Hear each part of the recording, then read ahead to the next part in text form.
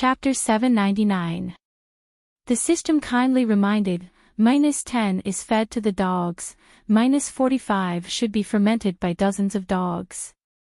So be gentle, lest you die too unsightly in the future.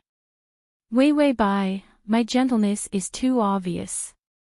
Chi Chimu, this rebirth, will know that if I'm not possessed by a ghost, then I'm also reborn. It was very easy for transmigrators to see that they were also transmigrators. People who were reborn would also wonder if others were the same as them, whether they were also reborn. So if she had made a big change in temperament from the start and treated Chi Chimu gently, Chi Chimu would have been able to guess her origins. Wei Bai said calmly, "It's fine." Later on, things like deliberately starving him to death, pushing him into the water, letting people whip him, and so on, I won't do it. Then I'll find a suitable opportunity to change my attitude, and the favorability will go up. In any case, the targets of every plane had enmity with her. She was very calm and didn't feel surprised at all. No, why couldn't she transmigrate to a plane where the targets loved her to death? Every target had enmity with her. Couldn't this setting be changed? Suddenly, on by Weiwei's eyebrows, a finger with a rough feeling, gently rubbed over. She looked up and saw Chi Chimu bending over, his movements gentle as he helped her draw her eyebrows. After drawing her eyebrows, his hand, with a cold feeling, began to apply powder on her without using any strength. His movements were smooth, as if he had done it many times. Wei Bai seemed to want to be picky, but no matter how she looked, the makeup was perfect. There was nothing to be picky about. Chi Chimu leaned close to her. The familiar orchid fragrance on her body faintly floated to his nose. This smell carried the aura of death. He had died because of this fragrance. Chi Chimu's gaze was even colder, but he easily concealed it. Finally, in the center of her eyebrows, he drew a peach blossom. The peach blossom was gorgeous and dazzling. Wei Bai glanced at the bronze mirror and suddenly pursed her lips, revealing a bright and charming smile. All of a sudden, the peach blossom on her forehead seemed to have come to life. Her beautiful face was so lively and beautiful that it could captivate one's soul. She sized her up reservedly and said with a little pride, "My makeup is rough, but it doesn't detract from my beautiful face." The coldness in Chi Chimu's eyes was unexpectedly warmed by her smile. Even if she had the heart of a snake or scorpion, she was so beautiful that it moved people. A trace of doubt flashed through Chi Chimu's heart. In his previous life, was Wei Bai so beautiful? Although they had similar appearances, his impression of Wei Bai was only that she looked disgusting. Even her eyes were the same shape as the dead fish ball. There was no sense of amazement. He narrowed his eyes and glanced at her. He saw that her face was even more beautiful than the peach blossoms between her brows. However, he could not help but shift his gaze away. Ding, the male lead's favorability is at -40. Bai Weiwei smiled and said to the system, "As long as I change my attitude a little bit, the favorability will definitely rise." The original owner is stupid, oh. She bullied people to death and didn't wait for people to retaliate. System, that's right. Before her rebirth, the original host also let the male lead dress up. After dressing up, she threw a tantrum and slapped people, making them kneel outside and pour cold water on them. Wei Bai, I can't do that. Wouldn't that be courting death? Just as she finished speaking. Ding, side mission activated. My dearest darling host, have you ever longed for a childhood sweetheart? Wei Bai, waste your big pig trotter's words. If you have something to say, then say it quickly. Once you're done, scram your mother. Address of the https://www.sashu.com// Address of the https://www.sashu.com// address of the https://m. Sashu. com//. Chapter 800. In any case, it definitely wasn't a good mission. The side mission didn't disappoint. Mission: before rebirth, all the steps of the original owner to bully the male lead cannot be omitted. Whipping people with vine whips, pushing people into ice water, starving people to death in the firewood shed, stopping the imperial examinations, burning exam books, poisoning, adding orchid fragrance, etc. Wei Wei Bai suddenly wanted to commit suicide and go home. Failure punishment: please be happily fermented by dozens of large dogs for 7 days and 7 nights. Incidentally, the system will also be fermented this and that by the dogs. I wish you guys a happy human and beast romance. Love you yo. Wei Wei Bai and the system, it wasn't thinking, it was better to commit suicide and go home. This was fucking going against the dogs, wasn't it? What kind of deep hatred did this system have with dogs? Wei Wei Bai said to the system, what a coincidence, you also have dogs over there. System: yes the dogs in our system world all grow 3 chrysanthemums, 5 hooks, 12 legs, and 30 caddies of fur. Wei Wei Bai, a bit of a heavy taste. Then Wei Wei Bai saw a horizontal bar appear above her head. On it was written a countdown of 30 seconds. What the hell? The system reminded, the original owner slapped people at this time in her past life, and at the same time had people kneel and pour cold water on them. The slap must be done within 30 seconds. Wei Wei Bai, she couldn't live anymore, just wait for death. Then Wei Wei Bai took a deep breath and turned to look coldly at Chi Chimu. Chi Chimu stood calmly, as if he didn't see the cold light in her eyes. He said softly, it's a bit late, so I won't disturb you. Wei Wei Bai had him come to dress up just to humiliate him. She didn't really want to see him. Chi Chimu calmly thought, waiting for him to endure until he got the chance to escape. Bai family, humph. He wouldn't let any of them go, paw. Chi Chimu was stunned, a burning sensation coming from his face. The gloominess and coldness hidden in his eyes suddenly turned sharp. Although Chi Chimu's appearance carried the delicate feeling of a youth, his nose was straight and graceful, and his thin lips were ruthlessly exquisite. He had his own cold handsomeness. No one dared to blaspheme her. Wei Wei Bai acted as if she didn't see the killing intent in his eyes. Her beautiful eyes were shining brightly. What kind of makeup did you put on me? It covered up my beautiful face. Are you jealous that I'm prettier than you? You did it on purpose, didn't you? These words were truly laughable. Chi Chimu's murderous aura was interrupted for a moment. Wei Wei Bai arrogantly said in a loud voice, what are you waiting for? Carry him out and pour cold water on him to wake him up. Chi Chimu was pushed out. The weather was cold, and it had snowed the previous night. The green tiles were chilled to the bone. His head was pressed down as he knelt on the ground. He had lived 2 lives, but he didn't have any martial power, so he couldn't break free. A bucket of ice water was poured all over his head. The bone-piercing cold made Chi Chimu's eyes turn red and his muscles tense up. However, that delicate and sweet voice was filled with venom. Continue watering. Several buckets of water poured down, knocking Chi Chimu unconscious. He gasped for breath, gritting his teeth as he raised his eyes. He saw Wei Wei Bai standing on the steps, her lips curling into a mocking smile. Then, she gracefully walked over to him, and when she reached his side, she suddenly turned her head, a pair of black jade-like eyes beautiful and clear. Jealousy flashed through her eyes. Then she arrogantly raised her head. You're so good-looking, do you think you can compare to me? Dream on. Saying this, she turned and left.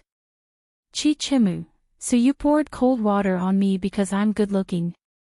Such an absurd reason made him angry. He found it laughable. Ding, the male lead's favorability is at -50. Wei Bai and the system, this hatred is like the enmity of having a JJ cut off. /full text download. Chapter 801. Wei Bai absent-mindedly finished dealing with her mother, who was also the Bai family's matriarch, as well as a bunch of older brothers and sisters. She asked the system, "Where's Chi Chimu?" System, "Dead." Wei Bai, system, "The weather is cold." After being watered and just coming back from rebirth, his body was weak, so he directly fell down. He's probably running a fever now.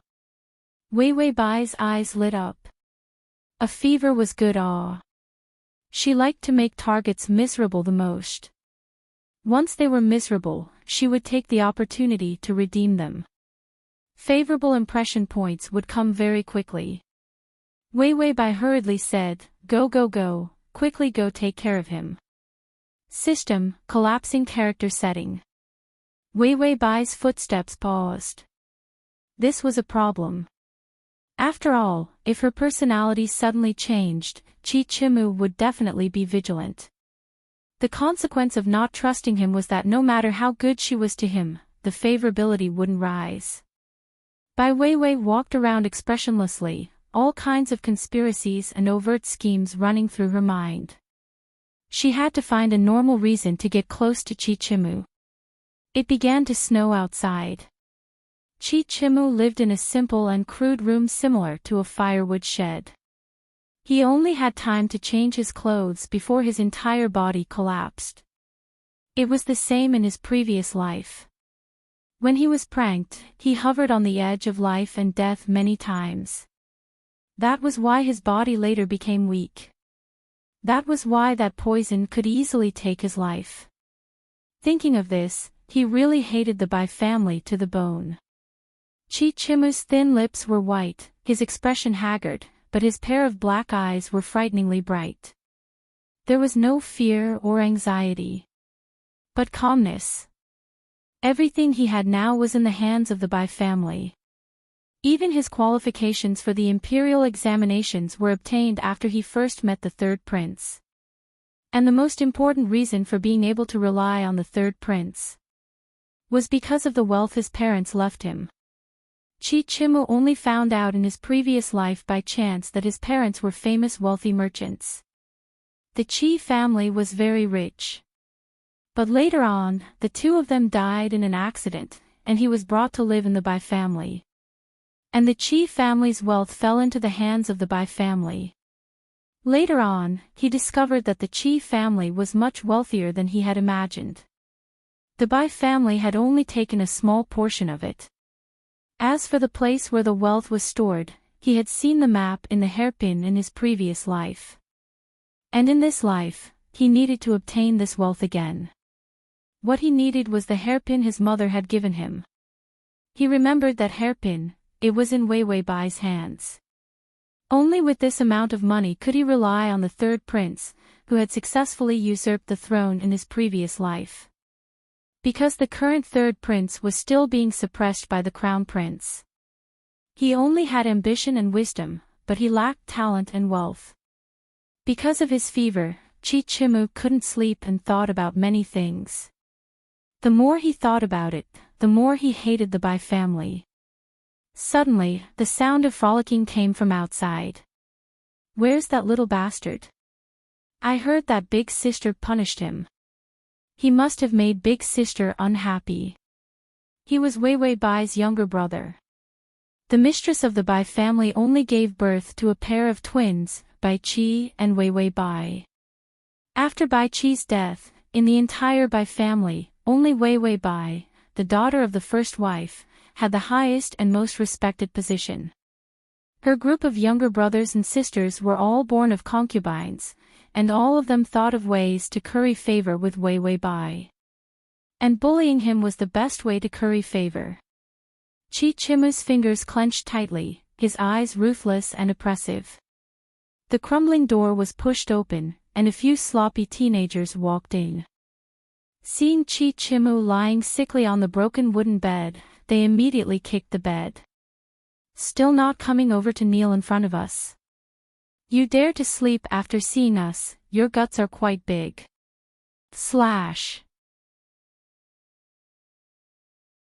Chapter 802. The other immediately reached out and pulled the thin and feverish Chichimu off the bed.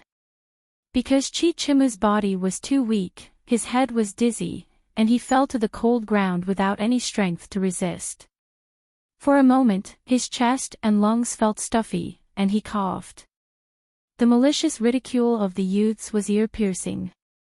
Say, is his illness contagious? Such a sick ghost, why don't you drive him out of the manor? Our Bai family is a scholarly family.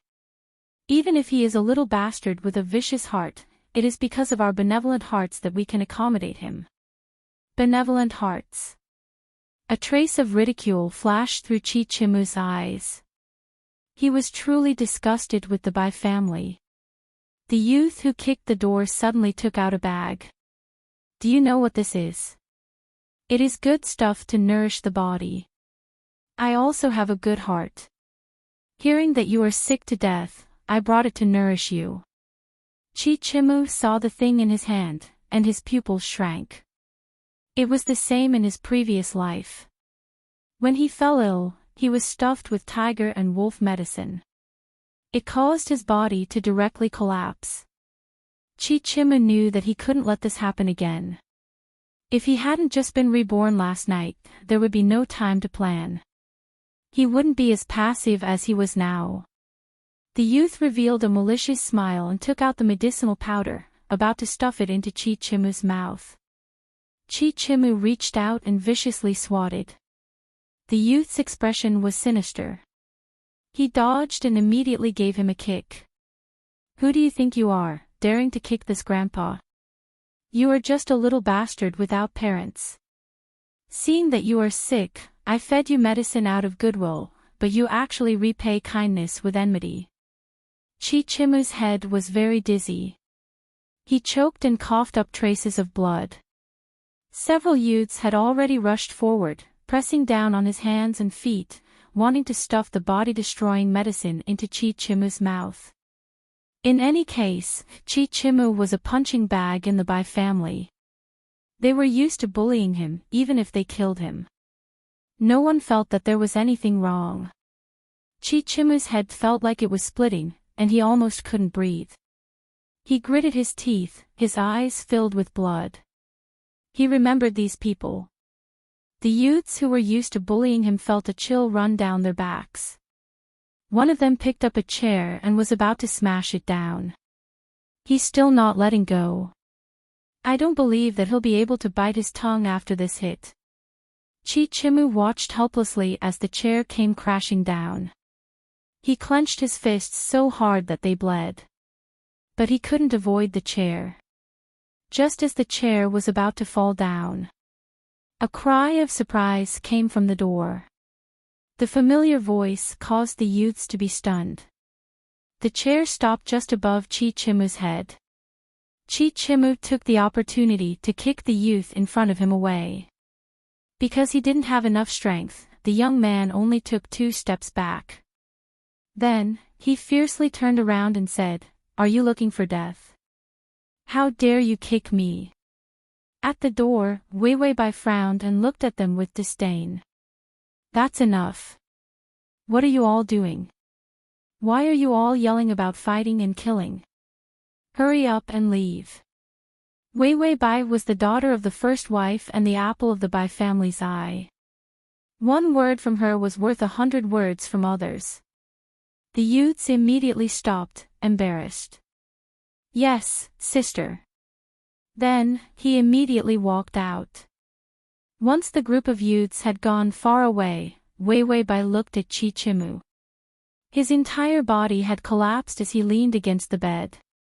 His thin, cold lips were tightly pursed, without a trace of blood.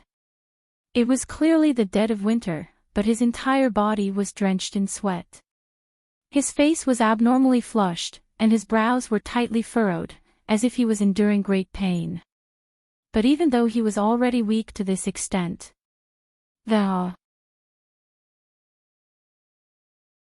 Chapter 803. His eyes were still open, and under his thick, long eyelashes, a pair of eyes carried a ruthless, bloodthirsty aura. It made people feel a chill run down their backs. He looked at Wei Wei Bai and blinked, the bloodthirst in his eyes disappearing. Then he slowly enunciated, "Why did Biao come? Is it because you saw that I didn't die and also came to feed me a dose of tiger and wolf medicine so that I can go on my way smoothly?" His words were soft and slow. There wasn't a trace of ruthlessness, but it was cold and gloomy. Wei Wei Bai pulled out a handkerchief and covered her nose, looking around critically. "What is this awe? Why do you live in such a messy place?" Then she seemed to have spilled the beans, and her expression changed. She quickly walked to Chi Chimu's side, a bell at her waist, each step crisp and clear. Chi Chimu looked at her coldly. After his rebirth, he also knew that he had to endure silently to succeed. Perhaps because of the burden of his body, his mind wasn't too clear. Seeing Wei Wei Bai, new and old hatred rose up. He also lost the calm thought of acting to curry favor. Wei Wei Bai revealed a forced smile. Her pale face and lips were extremely good, full and captivating, with a moist luster. Even if it was a fake smile, it was extremely beautiful. Chi Chimu became even more vigilant. He forced himself to hold on and stared at her. He didn't know what kind of vicious thoughts she had. But he saw her reach out with her soft, white fingers, holding the handkerchief, and approach him, gently wiping the sweat from his forehead. Her movements were gentle, and the young girl's orchid fragrance entered his nose with this movement. Chi Chimu didn't dare to move, doubt flashing through his eyes. Wei Wei Bai didn't wait for him to say anything. She had already turned around and instructed the maid outside to call for a doctor.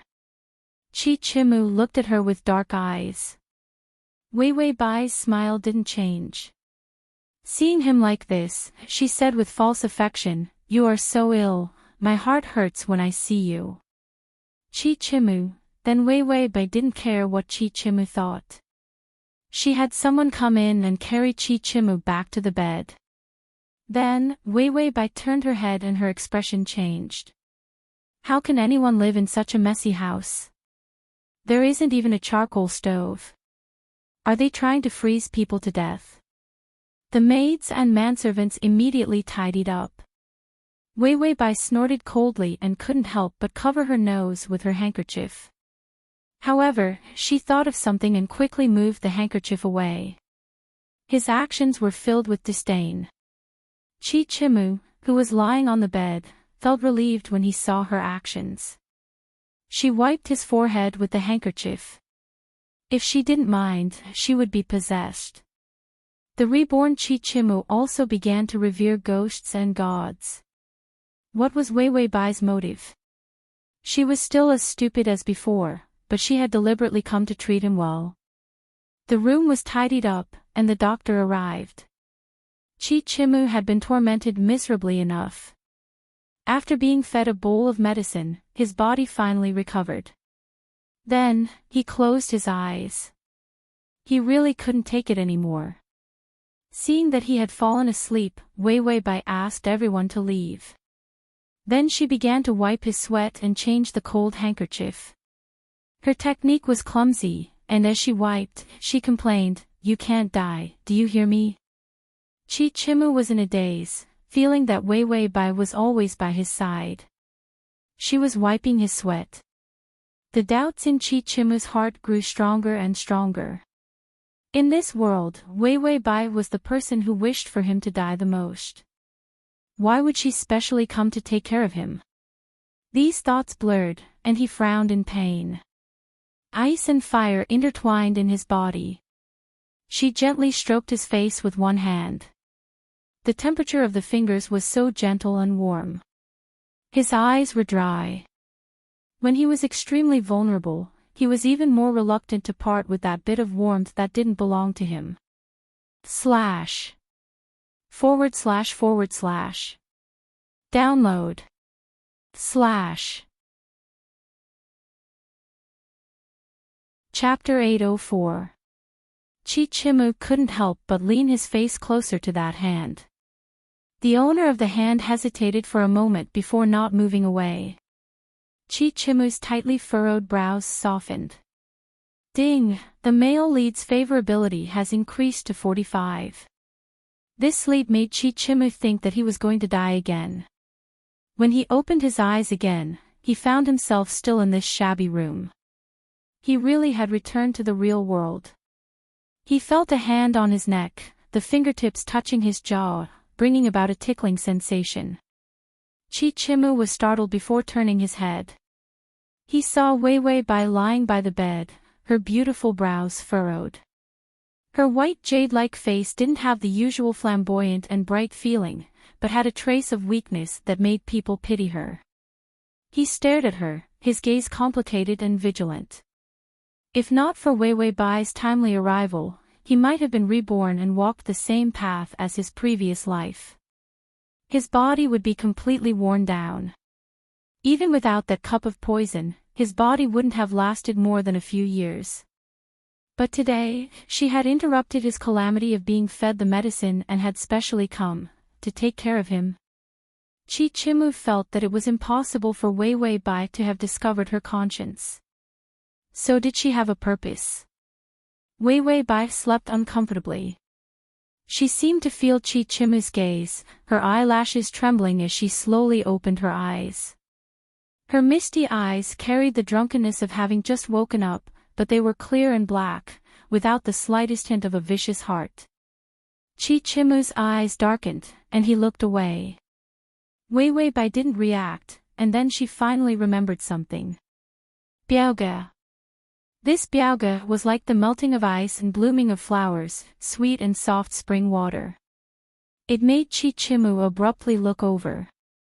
Weiwei Bai revealed a fake smile. Biaoge, are you feeling better? Chichimu's calm eyes trembled slightly. He pursed his lips for a long time before saying, I can't afford to be called Biaoge by you. Weiwei Bai was originally in a bad mood. She suddenly stood up and put her hands on her hips. Do you think I want to call you Biaoge? If it weren't for... She quickly shut her mouth and glared at him. That flamboyant and bold spirit was back. This was the Weiwei Bai he was familiar with. Bai Weiwei immediately softened her temper and called out in a tender and soft voice, Biaoge, you and I are cousins. What else do you want me to call you? Can't you afford it? Chichimu looked deeply at her, and then after a moment of silence, he also revealed a smile. Cousin is right. Weiwei Bai immediately let out a sigh of relief and said, I didn't treat you well in the past. Since I worked hard to take care of you today, just forget about it. Just forget about it. If it was just a light sentence. How could someone say something so stupid? The smile on Chichimu's lips was simply a smile of anger.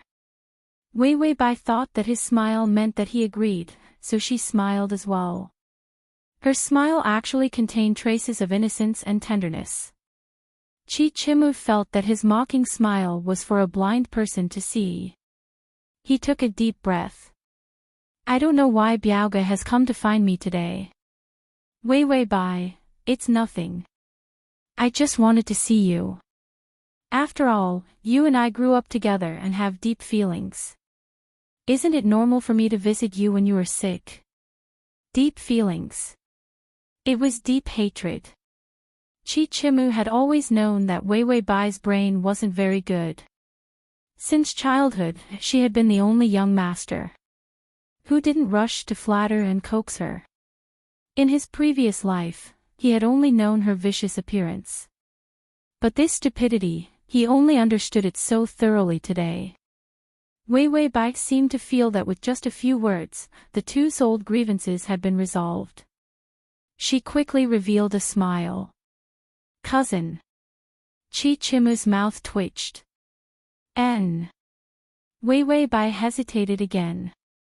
She wanted to say something, but then paused. Then she sweetly called out, "Cousin."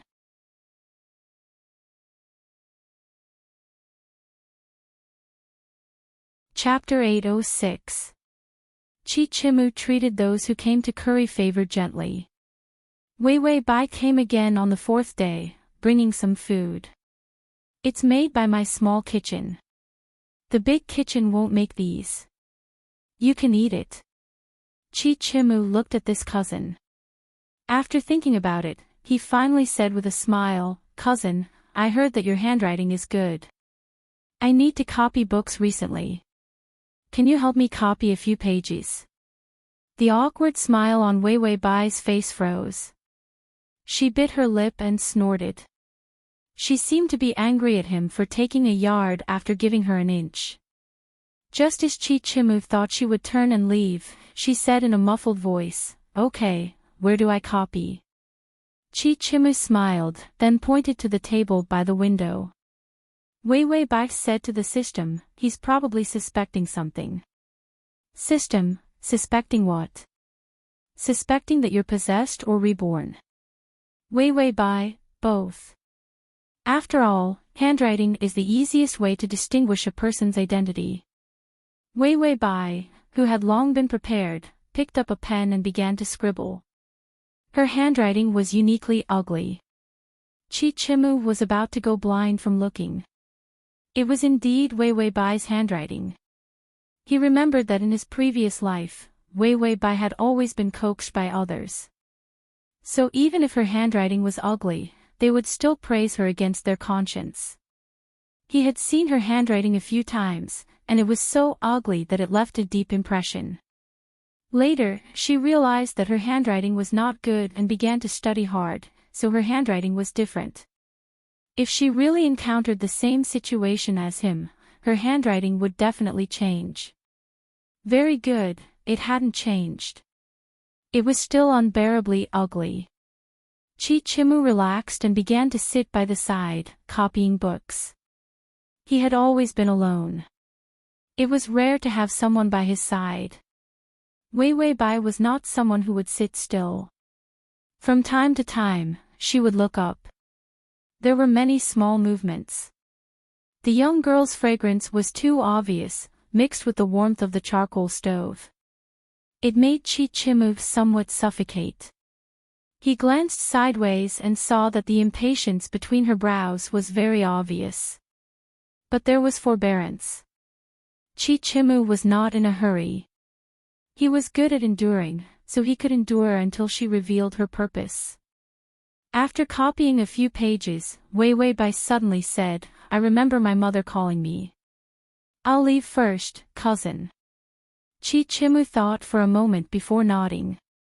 "My body is more or less healed. Do you want me to serve you tomorrow morning?" She always let him dress her up and dress her up. He would remember this humiliation even if he died. When Wei Wei Bai thought of this, she stopped in her tracks and immediately turned her head. Her eyes actually lit up. "Of course I can if my body recovers. Look at my face." Chi Chimu thought that because of some unspeakable objective, she would continue to be hypocritical for a while longer. In the end, she still wanted him to serve her. Simply, his anger was interrupted by a sudden accident. Wei Wei Bai's face suddenly came close to his. Her gentle breath brushed against his face, causing him to tremble uncontrollably and almost want to back away. But she acted as if nothing had happened, still doing her best to come closer.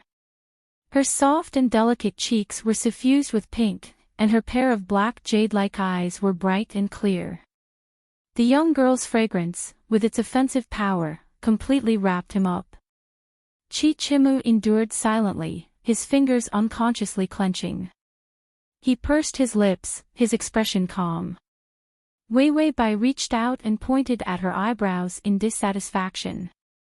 "Look, none of those servants can compare to you. They can't draw well. Ask them to draw a flower and they can't draw it. That required a certain foundation in painting. The servants by her side couldn't learn all the words.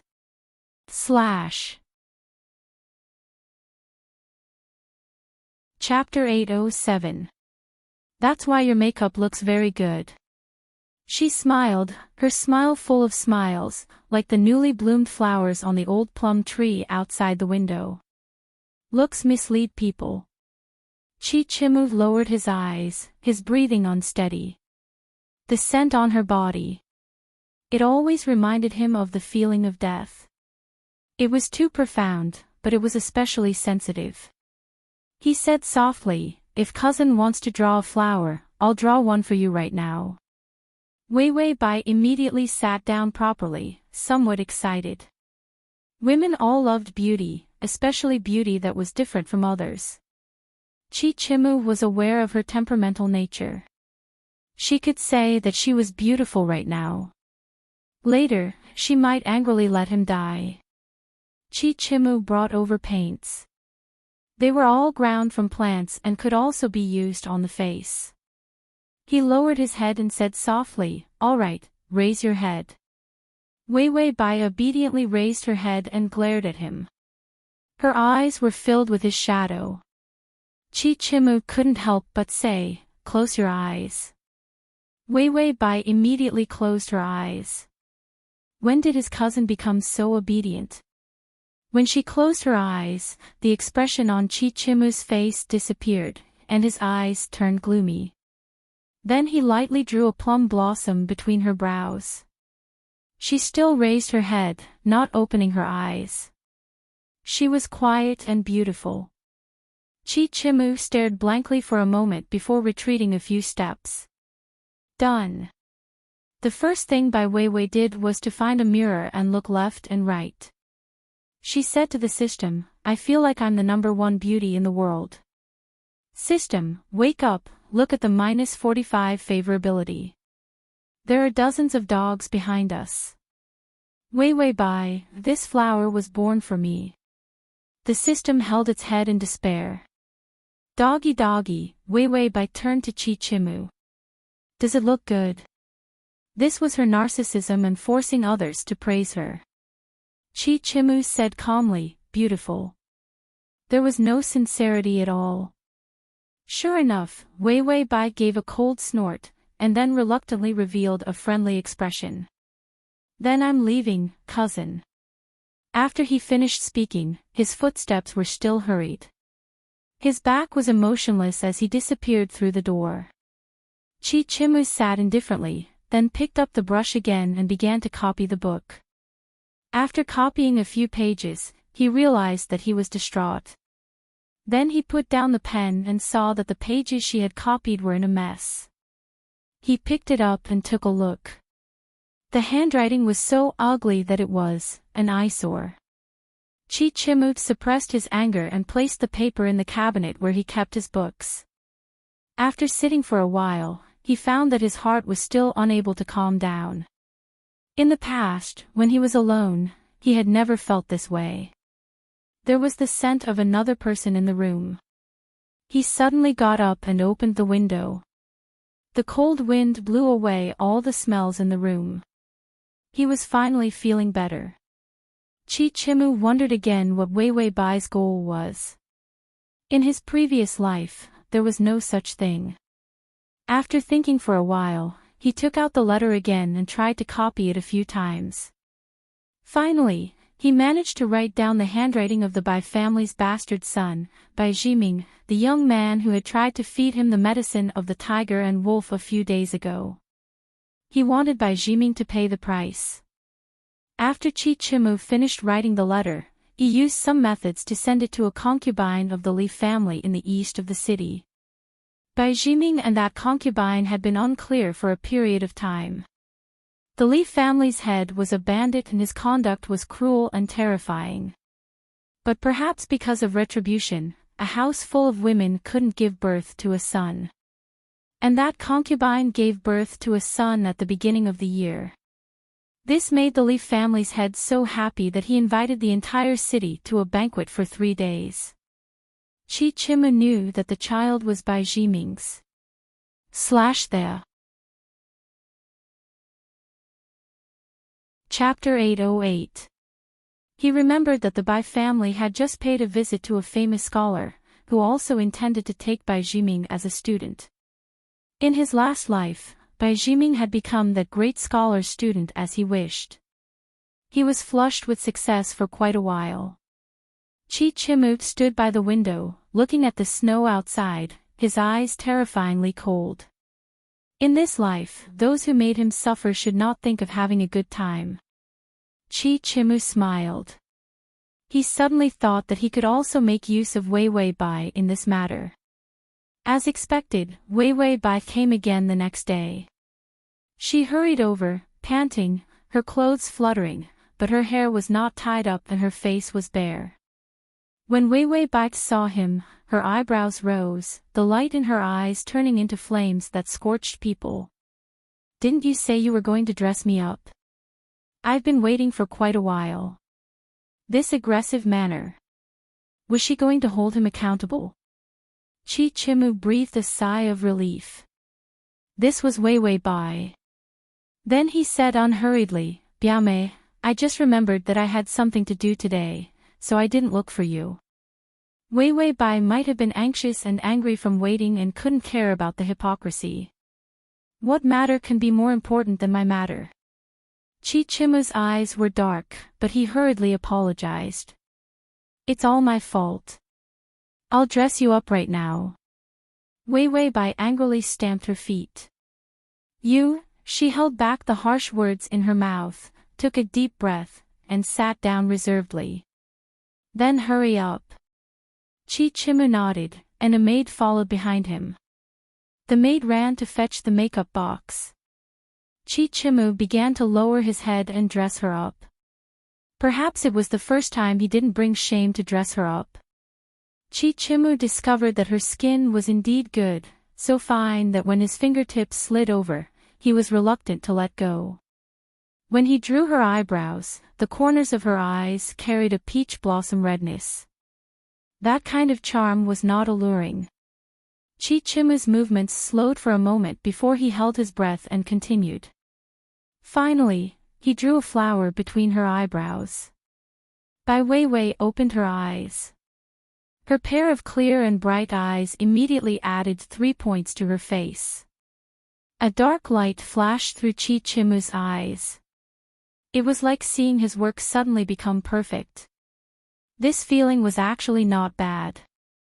Ding, the male lead's favorability is at -40. Chi Chimu ignored the different feelings in his heart and exchanged a few perfunctory words with Wei Wei Bai. He suddenly said, "I need to go out for a while." Wei Wei Bai instinctively asked, "Where are we going?" Chi Chimu smiled. "Go buy books." Wei Wei Bai rolled her eyes and immediately stood up. "I'm going to buy books too. Let's go together." Chi Chimu hesitated. "That's not good. You're a girl, how can you go out alone?" Wei Wei Bai quickly reached out and grabbed his wrist. "Don't I have you with me?" Chi Chimu's muscles tightened, almost wanting to shake off her hand. But at the critical moment, he held himself back. He smiled calmly and nodded. "Then let's go." Once they were out the door, Wei Wei Bai was like a free bird, asking for tonghulu and small round fans from roadside stalls. For the first time, Chi Chimu felt that bringing a woman out was troublesome. When it was about time, Chi Chimu took her to the study. He bought several books needed for the imperial examinations. Although he had already memorized the questions for the imperial examinations, he didn't fall behind on the things that needed to be done. After all, if a person who had been reborn was discovered by others, that would be an existence akin to demons or ghosts. Their ends would usually not be good. Wei Wei Bai also picked out a few books in passing. Chi Chimu glanced at them. "Gongren, you inserted me very beautifully. To read //. Download to read the. Chapter 809. Chi Chimu, this simply, left him speechless. Wei Wei Bai also recommended, do you like this too? I heard that Jean X May is pretty good. I'll lend it to you. Chi Chimu's face was taut. No need. Wei Wei Bai didn't force him. She hurriedly wrapped it up and took it back to pass the time. When they returned, Chi Chimu brought Wei Wei Bai in through the back door. He felt that it was about time, so he brought her into the garden. After passing through a path, he finally stopped and asked with a puzzled expression, "Did you hear something?" Wei Wei Bai was absent-minded. "What sound?" Chi Chimu's eyes were cold, but he still spoke in a gentle voice. "It seems to be a very painful sound." Wei Wei Bai was puzzled. Very painful. Chi Chimu pulled on her sleeve and walked forward, arriving outside a remote side room. Waves of sound came from inside. "You damned heartless person, only coming to find me now. Ah ah ah ah ah. You little hussy, without my XX, are you going to live on cucumbers? I heard that old Manly is over 70 years old. He can't take it anymore, ha." Chi Chimu and Wei Wei Bai, this was a shameful line. This was a perverted roar. This, ah. Wei Wei Bai immediately wanted to kick open the door with awe-inspiring righteousness. Who's inside? Are they fighting? Chi Chimu hesitated and suddenly pulled her back. Don't look. How could Wei Wei Bai listen to him? The door was already kicked open. The adulterous couple inside also revealed their faces. It was that Li family's concubine. And Bai Jiming. When Bai Jiming saw Wei Wei Bai, he hurriedly wrapped himself in a quilt. Older sister. The person who came was actually his older sister, Wei Wei Bai. Wei Wei Bai frowned and looked at him. She then looked at the naked woman and suddenly realized something. Her face reddened as she gritted her teeth and said, "Bai Jiming, you're actually so dirty." Chi Chimu also frowned when he saw how dirty the scene was. He saw that there were already servants running over. Knowing that things had gotten out of hand, he immediately grabbed Wei Wei Bai's arm and dragged her out without hesitation. If an unmarried woman appeared here, it would be bad for her reputation. This was the reason why he chose Wei Wei Bai. She was also one of the targets of his revenge. He wrote a love letter to the Li family's concubine. He asked her to meet him at the Bai family. The invitation was in Bai Jiming's name and handwriting. Bai Jiming, that lecherous ghost, coupled with that concubine's deliberate seduction, would definitely roll around together. Then, they spread the news that the child was Bai Jiming. Bai Jiming's fate would not be good. The matriarch of the Bai family, Wei Wei Bai's mother, Madame Bai, had also come. When she saw the scene, her face darkened. She said fiercely, "Tie him up for me.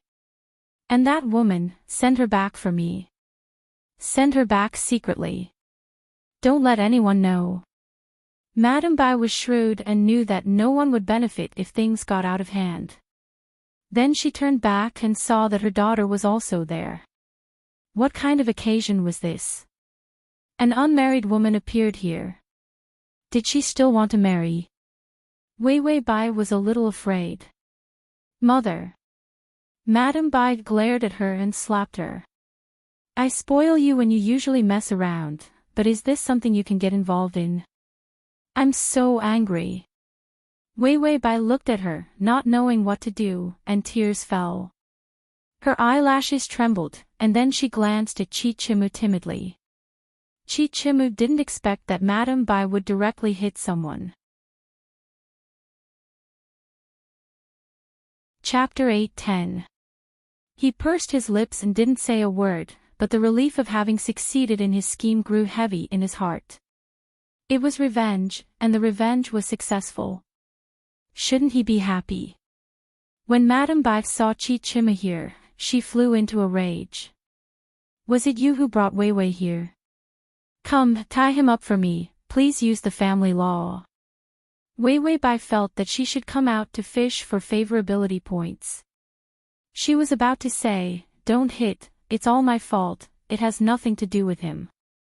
In the end, the words didn't come out. The side mission notification came.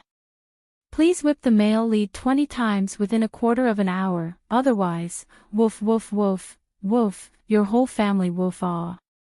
She protested to the system, "Isn't this repeating the bullying from the previous life?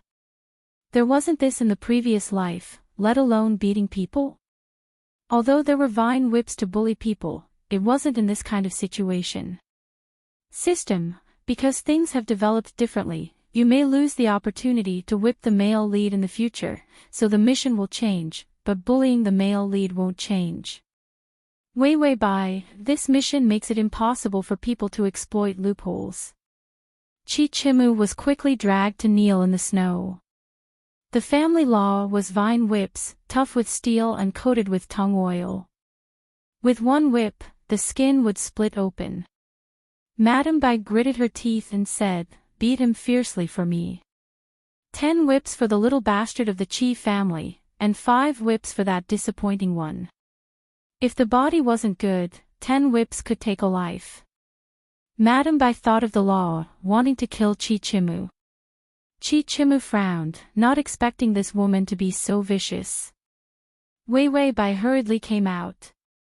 "Wait, mother." Madame Bai snorted. "Don't beg for mercy for him." Wei Wei Bai pulled at her hand, aggrieved. "You don't love me, mother. This matter isn't my fault. It was cousin who let me go out that I encountered him, so 10 whips aren't enough. At least 20 whips are needed to appease my anger." Chi Chimu raised his head, the coldness in his eyes almost like knives as he looked at Wei Wei Bai. Wei Wei Bai didn't feel the slightest bit. Madame Bai immediately nodded. "Then 20 whips." Wei Wei Bai said, "I'll do it myself." Saying this, she snatched the vine whip and went behind Chi Chimu, whipping him with all her might.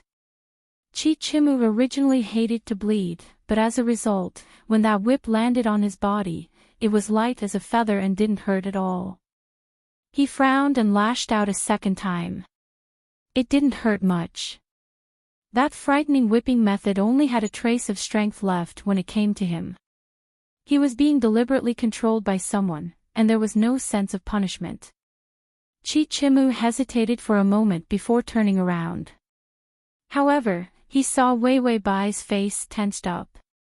She then winked at him and whispered to him, "Why don't you shout?" This guy didn't even know how to cry out in pain. He would be exposed very soon. Chi Chimu stared blankly at her before turning his head, deep in thought. Wei Wei Bai became anxious and couldn't help but increase the strength of her whip. As expected, this whip made Chi Chimu groan in pain. Wei Wei Bai immediately lightened her strength. Chi Chimu's expression became complicated. Like this, not to mention 20 whips, even 100 whips might not be able to penetrate his flesh. So she was saving him. Chi Chimu didn't know what to feel, even though he knew that Wei Wei Bai's change in personality was strange. However, this was the first time that someone had deliberately let go of the whip to protect him during the humiliation. Just this bit of kindness. It actually made him feel a trace of guilt towards her. Ding, male lead -35. After the whipping, Chi Chimu lay on the ground. Although his injuries weren't serious, he still had to put on an act. Madame Bai was satisfied and led Wei Wei Bai away. She allowed Chi Chimu to lie down. Bai Jiming was also carried away. Not long after, he heard Wei Wei Bai's voice. "Quick, quick, has the doctor been called?" Chi Chimu's tense breath finally relaxed for some reason. Only then did he know the reason why he had been lying down when he could have gotten up. Was he waiting for her? Chi Chimu was carried away in a daze. Soon, a doctor came to treat him. He looked up in a daze and saw Wei Wei Bai standing to the side. "You can't die, do you understand?" Why did she care about his life and death? Chichimu pondered in confusion, but his thoughts were still unrealistic. Was this the feeling of being worried about? Ding, male lead -30.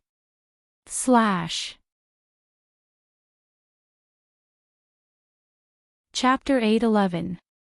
He even remembered the beautiful softness under her collarbone. Ding, the male lead's favorability is -25. Outside the door, Wei Wei Bai heard the favorability notification, and the expression on her face vanished. She looked at the door thoughtfully.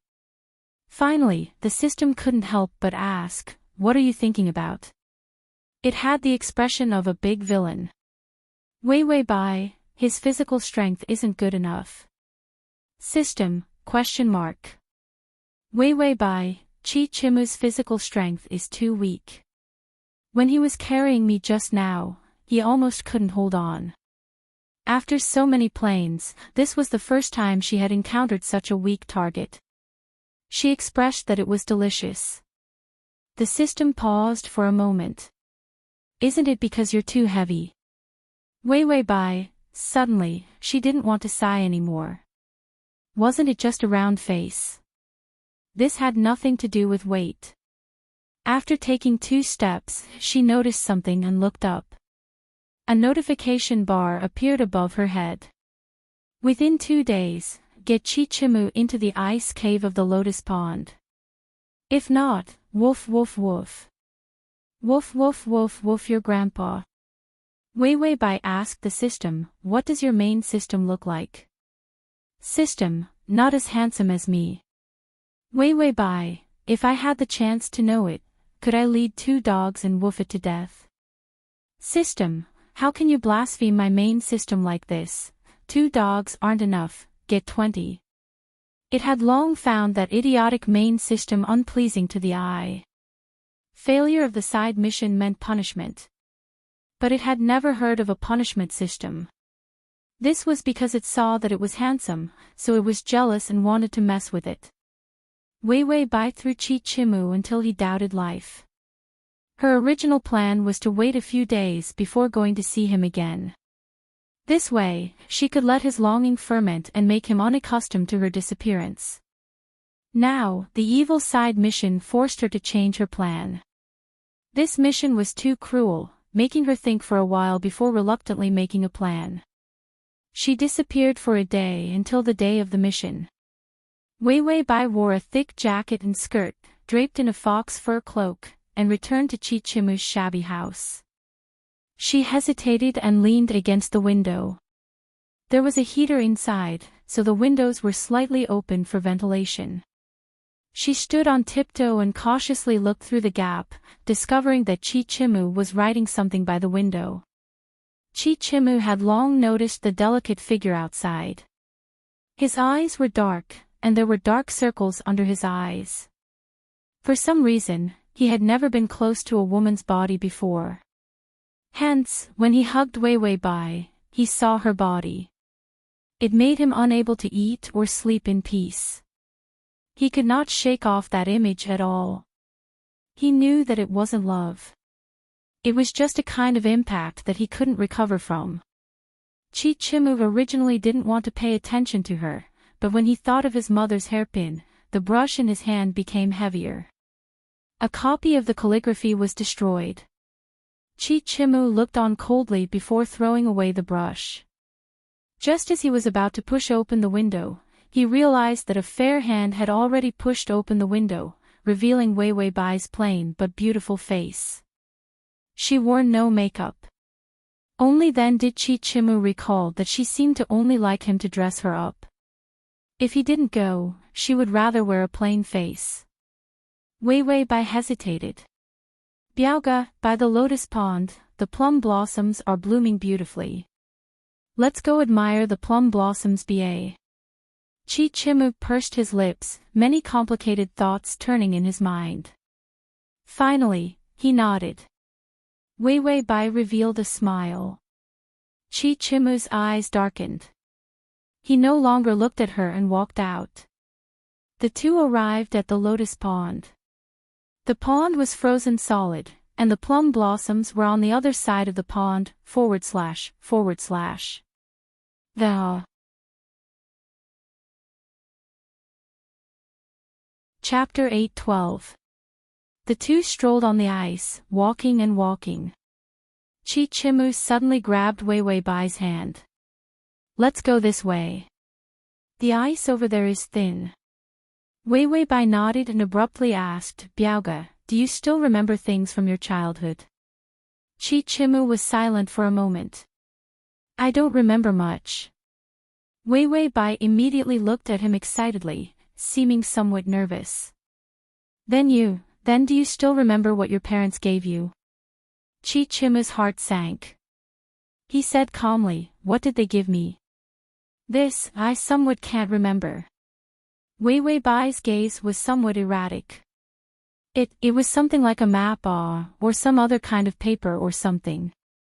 Map? Chichimu's pupils shrank. She knew.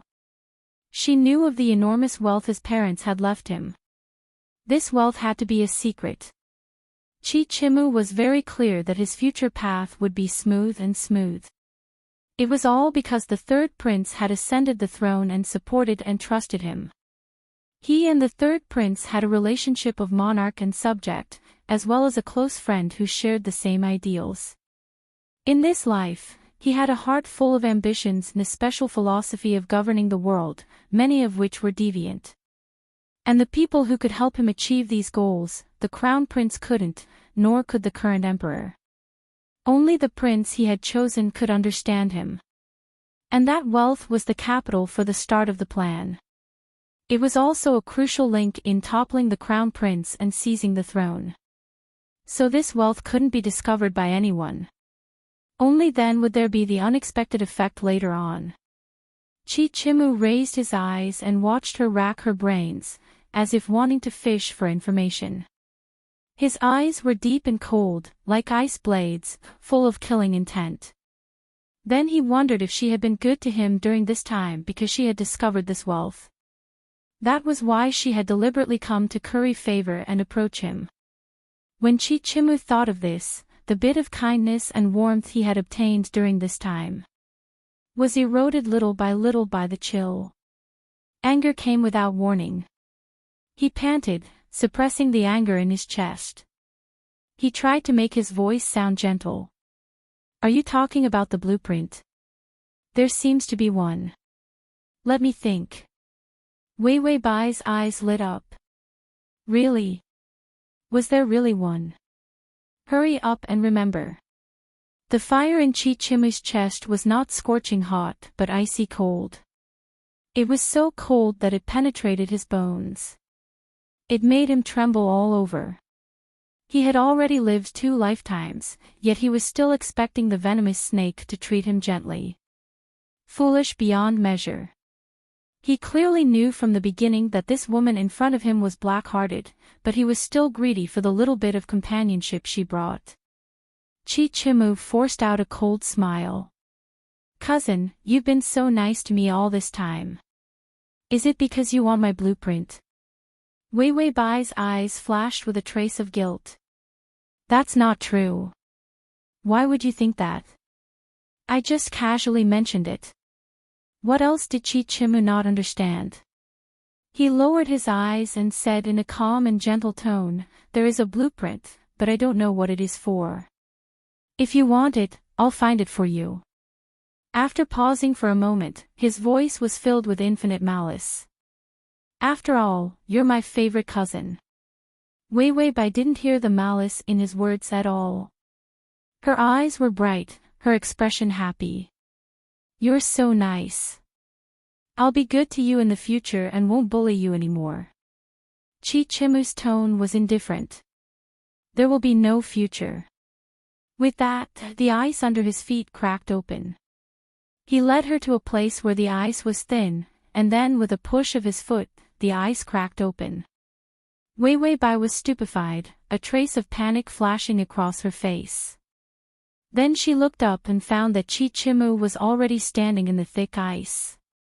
The ice under her feet had already shattered, and she fell straight down. Ice water splashed over her head, pulling her down. Chichimu watched on expressionlessly, his eyes incomparably gloomy. He had never forgotten the humiliation the Bai family gave him, the humiliation they gave him. Wei Wei Bai was one of the targets of his revenge. She might as well just drown like this. Chichimu sneered. Just as he turned to leave, an icy hand grabbed a corner of his robe. He frowned and immediately turned back. Only to see Wei Wei Bai struggling, her entire body trembling, her face deathly pale as she looked at him pitifully. Her eyes were soaked in ice water, appearing even more penetrating. She said pitifully and fearfully, "Biaoga, save me." Her voice was weak, trembling so much that one couldn't bear to see it. Chichimu looked at her indifferently, suddenly revealing a smile. He crouched down and slowly pried open her fingers. "Okay, Big Brother will save you now." With that, he fiercely used his fingers to pry open her hands, and then pushed with force. Wei Wei Bai was pushed into the ice water. Chichimu stood up and looked at her slowly sinking body in the ice water. After standing for a while, he turned around and walked forward with somewhat disorderly footsteps. They all deserved to die. The people of the Bai family all deserved to die. So if she died, he wouldn't feel any pity. // Download. / Chapter 8:13. Wei Wei Bai was pushed into the water and mumbled to the system, "Did I hear the sound of life subsistence guarantee?" The system was calm. When people fall into ice water, they will die very quickly, so life subsistence guarantee automatically activated. As long as there were no fatal injuries, with life subsistence guarantee, they wouldn't die no matter what. Wei Wei Bai mumbled, "Then why didn't Chi Wuqing come to save me?" Yes, the method she thought of was to fall into the ice water herself, and then Chichimu would jump in to save her. After all, side missions also had loopholes. They only asked for the result, not the process. So as long as Chichimu entered the water, it would be fine. For the sake of favorability, she could only sacrifice herself and weaken the process of bullying him. Letting him jump into the ice cave of his own accord was the best.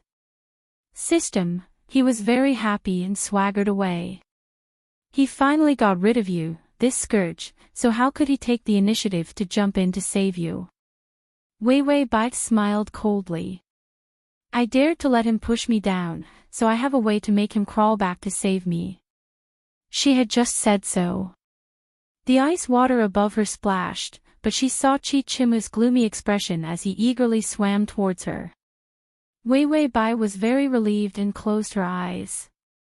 On top of Chichimu, many people had already surrounded the pool. On the ice, they also began to save people. He was about to leave, but before he could walk out of the ice layer of the pool, those manservants and maidservants happened to come face to face.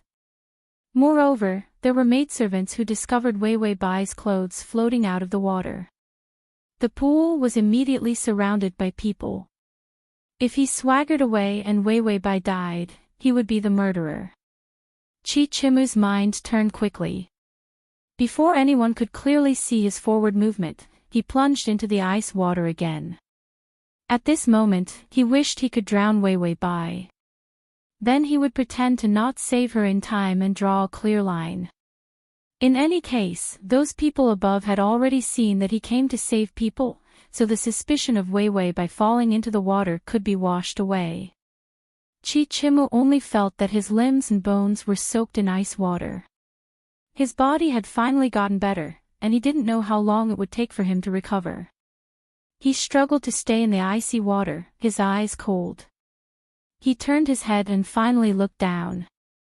In the hazy mist. Her dress was like a blooming lotus in the water, giving off a dreamy sense of beauty. Then, he saw that within the floating robe, her face was extremely pale. Her brows were tightly furrowed, and her lips had lost their color. She slowly sank to the bottom of the pool. He let her fall. She died. Chichimu gritted his teeth and glared at her. His eyes were bloodshot, so red that they looked hideous. In the end, he clenched his fingers and allowed the icy water to turn into sharp blades, cutting him into pieces. He forcefully plunged it down and quickly came to her side. Then he reached out and pulled her into his arms. Chichimu didn't even know why he saved her. He never showed mercy to anyone, especially when it came to his enemies. But when he pressed her into his arms, he had no time to regret it and immediately swam up. Rise to the surface. The people around him scrambled to pull him out of the water. Chichimu felt like he had died once. He didn't know what he was thinking, but his fingers trembled fiercely as he pressed against her neck. He found that there was still a faint tremor. He couldn't hold on any longer and laid down, his entire being in a daze. So cold. So noisy. Suddenly, there was a cough, soft and soft, as if she was about to stop breathing. Chichimu struggled to look to the side. He found that Wei Bai had already opened her eyes. Her pale face was devoid of color, and only her pair of eyes were too black and clear. Slash. Chapter 8:14. Just like that, she looked at him. The grievance and pain in her eyes overflowed. Save me, why didn't you save me? Wei Bai seemed to be confused, not knowing that she had been saved. Chichimu was stunned. He was about to explain that he had already saved her. But she closed her eyes again and fainted. Chichimu held back a pile of words in his heart, even losing more than half of his health. In the end, he still couldn't kill her. He ruthlessly hammered the ice surface. She really was a star of calamity. The incident of falling into the water, because Chichimu jumped in to save her in time. So the Bai family didn't find trouble, and even Madame Bai had a maid deliver some tonics to let Chichimu recuperate. No matter how much she hated him to the bone, in the end, he was the one who saved her daughter. She still had the proper attitude. Chichimu saw those maids and wanted to open his mouth several times to inquire about Wei Bai's condition. But when it reached his mouth, he swallowed it back down. These 10 days of recuperation. Bai Jiming's matter had completely erupted. The Li family had done something to make Bai Jiming fall from his horse. Coincidentally, his legs were completely crippled from the fall. Bai Jiming could only spend the rest of his life in bed. Chichimu didn't bat an eyelid as he began to think of his next revenge plan. After saving Wei Bai, the Bai family's watch over him was much more relaxed. The incidents of humiliation also decreased. So it was very easy for him to do anything. A certain maid who had bullied him in his previous life fell into a well and died. A certain manservant's face was burned and disfigured while on duty in the kitchen. He was the one who took revenge on them. After experiencing a lifetime, in this life, he was rational and cruel, able to quietly take care of all the people he wanted to take revenge on. As for the Bai family, he planned to wait until he became the top scorer.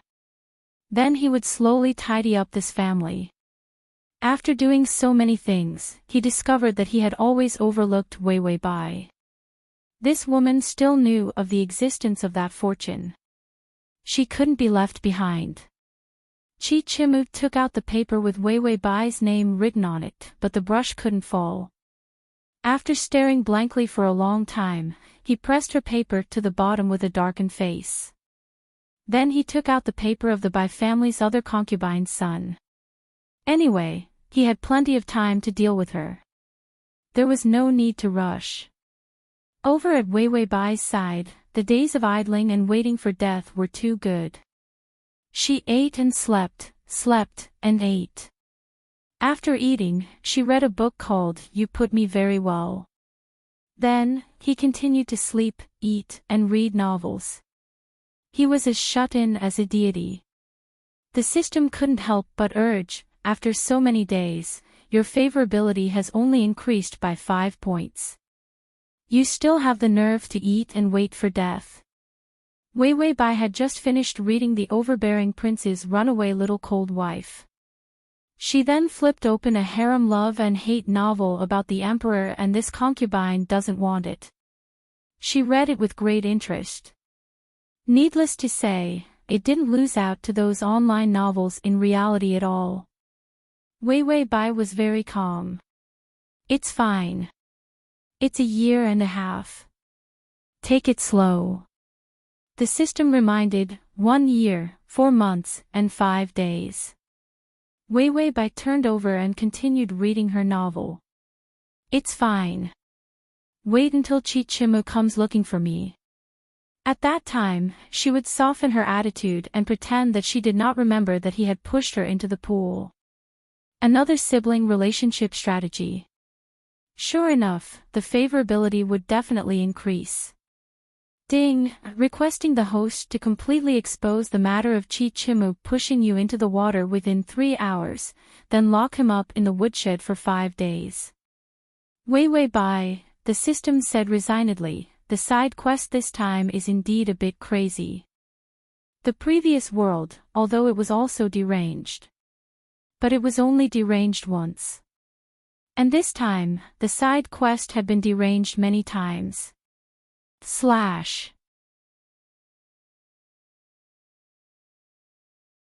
Chapter 8:15. Is there no end to this? Wei Wei Bai frowned and suddenly said, I seem to have forgotten something. System, forgotten what? Wei Wei Bai, where's my side reward? If it weren't for the side mission reminding her so many times. She had forgotten the reward. Who told the side reward to be of little value? She didn't care about it and actually forgot to ask for it. System, it also forgot. Was there anything else in the trash? She turned it over. The system turned around and shook the trash, emptying a dozen trash cans with great difficulty. Finally, it managed to turn over a single thing that hadn't completely broken. Then it immediately sent out the reward. Rewarding the host with the temperament of having candy when crying. Do you accept? Wei Wei Bai didn't hear clearly for a moment and nodded to accept. In the end, when she finished accepting, she asked doubtfully, what the hell is having candy when crying? The system hurriedly flipped through the manual. It had been thrown away for so long that even the manual wasn't easy to find. After nervously flipping through it, the system let out a sigh of relief. It's that when you cry, it will have a strange effect on the male lead. He will have some kind of pleasant feeling towards you and thus have a good impression of you. Wei Wei Bai said disdainfully, every time I think the reward can't be any more useless, it always breaks through my imagination again and again. This strange reward of having a good impression after crying. It wasn't useful at all. She couldn't cry from beginning to end, right? Could it be that crying could increase the favorability? Just based on Chi Chimu's stone heart, any pleasant feeling wouldn't work. Wei Wei Bai finally concluded, it's better to have a beautiful face. System, in the end, it was just beauty. Why did women insist on making those 2 walnut eyes and a sausage mouth beautiful? Changing back and forth, wasn't that face still 2 eyes, 1 nose, and 1 mouth? What was the difference? Chi Chimu had just burned a piece of paper and put away the ink, paper, and inkstone. The door was suddenly pushed open. He saw Wei Wei Bai, whom he hadn't seen for more than 10 days, holding a small exquisite hand stove in her hands. She was barefaced, but her lustrous white face was like ice and snow, beautiful and cold. She pursed her lips. Her lips were pink and tender, and she looked a little less lively. Chi Chimu's action of putting away the papers paused, and then he nonchalantly put them back. Over the past few days, all kinds of plans and resentment towards her had settled down. Now that he saw her alive, he couldn't help but sigh.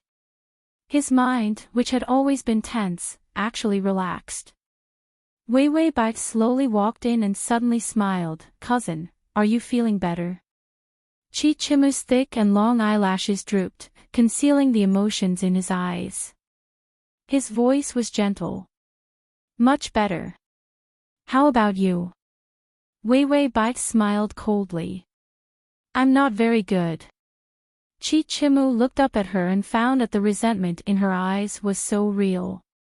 Was he going to shed all pretense of cordiality with him?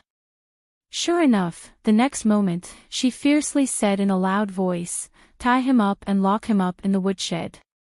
Several manservants immediately rushed in from outside and tied Chi Chimu up.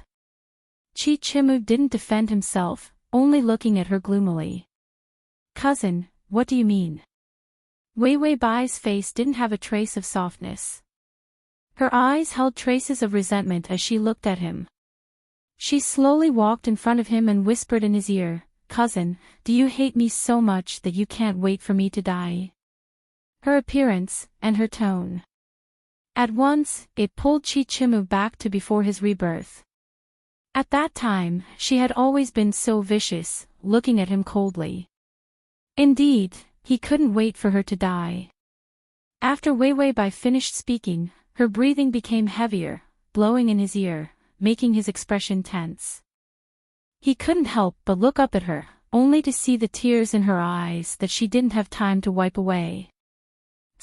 There. Chapter 8:16. Wei Wei Bai glared at him somewhat awkwardly before immediately turning to leave. She said fiercely to the servant, "You're not allowed to give him anything to eat.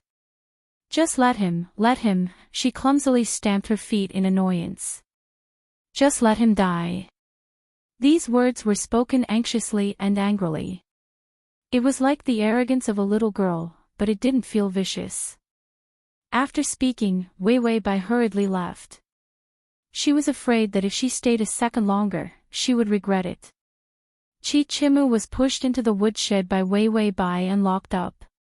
The woodshed was even colder than his broken-down house. The cold wind mixed with the cold snow blew in through the cracks in the wooden boards. His lips were somewhat pale as he sat on the haystack, his face expressionless. Because there was nothing to do, he could only pick up a wooden stick and begin to write on the ground. What he wrote was, schemes to harm people. If he had known earlier, he would have dealt with Wei Wei Bai first. After all, the more he delayed, the greater the possibility that she would reveal the matter of the wealth. With Chi Chimu's current strength, he could only secretly scheme in the dark. If he was directly exposed in front of the Bai family, he was a scholar without the strength to truss a chicken. No matter how many schemes he had, he wouldn't be able to withstand 2 fists and 4 legs. Chi Chimu thought about the matters before his rebirth. At that time, he had also been locked up in the woodshed. But it wasn't because he had pushed Wei Wei Bai into the water. Rather, it was because he had resisted wearing women's clothing and grooming her. He had been locked up for 5 days in the freezing weather. After coming out, he had lost half his life, and the cold in his bones had also been acquired at that time. He hadn't expected that in his rebirth, he would still repeat the previous life's encounter. Chi Chimu smiled coldly, not feeling afraid. The wooden stick in his hand stopped. A sinister scheme had already formed. It was to be given to Wei Wei Bai. Once he came out of the woodshed, it would be the Lantern Appreciation Festival in a few days. This was a festival that had spread from the palace. On that day, the womenfolk of the family would go out to play. Chi Chimu coldly stared at the ground, pressing down the weak and peculiar emotions in his heart. I can't be as indecisive as I was in the pool. After making the plan, Chi Chimu felt both cold and hungry. He reached out and hugged himself. Whenever he felt uncomfortable, he would think of Wei Wei Bai's damned face. It was white and tender, like a white plum blossom amidst the ice and snow, with a hint of red. He should have had a vicious heart, but his eyes were clear and bright, without any sense of turbidity. Her face was also round like a glutinous rice bowl. She didn't look sharp at all. In his previous life, his chin was clearly a little sharp, unlike in this life. She also seemed to be more beautiful than in her previous life. Chichimu suddenly halted his train of thought. He missed her to strengthen his hatred for her, and at the same time, to imagine how ugly her death would be. The more he thought about it, the more he felt that something was amiss. Chichimu gritted his teeth and snorted coldly. Then, he leaned against the corner of the firewood shed, not daring to think further. After staying up for half a day, no one came to deliver food. Chichimu was cold and hungry, staring at the woodshed like a lone wolf. He still had a match hidden in his sleeve.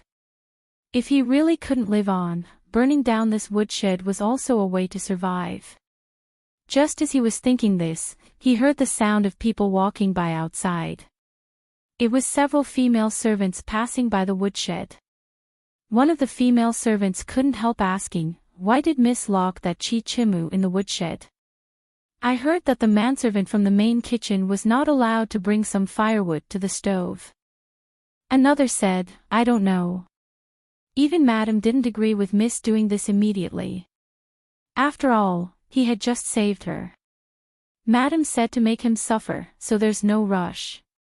It won't be too late to lock him up after a while." Download the https://www.sashu.com/download the full article, https://www.sashu.com download the full article, https://www.sashu.com download the full article, https://sashu.com/. Chapter 8:17. Chichimu lowered his eyes, his expression indifferent. There wasn't a trace of surprise. That woman, Madame Bai, was extremely hypocritical. He had just saved Weiwei Bai. If Weiwei Bai treated him like this, it wouldn't be good for the Bai family's reputation. Suddenly, Chichimu frowned as he thought of something that was wrong. Could it be that Weiwei Bai didn't say that he was the one who pushed her into the pool? If she complained like this, the Bai family would have more than enough reason to want him dead. Why didn't she say anything? The footsteps of the maidservants outside the woodshed gradually faded away. He could still vaguely hear them say, "Do we need to send food to that Chichimu? Miss is still angry." She was so angry that she didn't eat for 2 meals. Who would send food? That's right. Let's not meddle in other people's business. Chichimu lowered his head and looked at the plan on the ground. His back was to the light, his face somewhat gloomy. For a moment, he didn't know what Weiwei Bai was thinking. Weiwei Bai took out a steamed bun from her bosom and finished it in a place where no one could see. How is Chichimu now? The system glanced over. Hungry and tired. He's probably going to freeze to death. Weiwei Bai, I'm also hungry. I haven't eaten for a day. The system silently looked at Weiwei Bai's chest, which was stuffed with several steamed buns. To create her own unbearable heartache and the pain of being betrayed, Weiwei Bai had starved for a day. She could only eat steamed buns. There wasn't even any salted vegetables. Weiwei Bai wiped her hands. Okay, let's go send community warmth to Uncle Chi Ba. No matter how deranged the side mission was, she wasn't afraid of loopholes. After all, as long as Chichimu was locked in the woodshed, it was fine. Who said she couldn't give him food and drink? The system was speechless for a moment. Don't you look like you have schizophrenia? One moment she messed with him, the next moment she sent warmth. Schizophrenia Ba. Weiwei Bai, the side mission didn't say that I can't collapse my character setting. I'm not collapsing because I'm afraid that Chichimu will see something. If there's a good reason, it doesn't matter if I collapse into dregs. The system pondered for a moment. What reason? Wei Bai. Let me think about it. System, what kind of reasoning is that? At the very least, he had to figure it out before attacking. Chi Chimu exhaled, turning into a cold mist. His fingers trembled as he took out the match. A fierce look flashed through his eyes. It was better to burn down the woodshed first. In this weather, he would freeze to death the next day. Just as he was about to light the fire, he suddenly heard footsteps outside the woodshed. Familiar footsteps. Chi Chimu could even hear the shattering sound of the decorative beads on her shoes, which were more expensive than others. He put away the match. Was he here to torture him in the middle of the night? All kinds of tortures flashed through Chi Chimu's mind. He even wondered if Wei Bai knew about the fortune, so she locked him up and interrogated him in the middle of the night. The more he thought, the colder his eyes became. Before the door opened, he stretched out his foot and wiped the plans clean on the ground. Then he closed his eyes and curled up, pretending to be asleep. The door opened, and a cold wind poured in. He shivered. This weather was truly cold. Then he heard Wei Bai hiss, "Damn weather, it's so cold I'm going to die." This voice was tender and tender, carrying an arrogant resentment. Chi Chimu's back was to the door, and he snorted coldly. "You know it's cold but still come." Then he heard Wei Bai whisper, "It's all your fault. You don't know what's good for you. I simply hate you to death." Chi Chimu's eyes widened, and his sneer turned into indifference, even carrying traces of killing intent. She hated him to death, so she came tonight to kill him. Download. //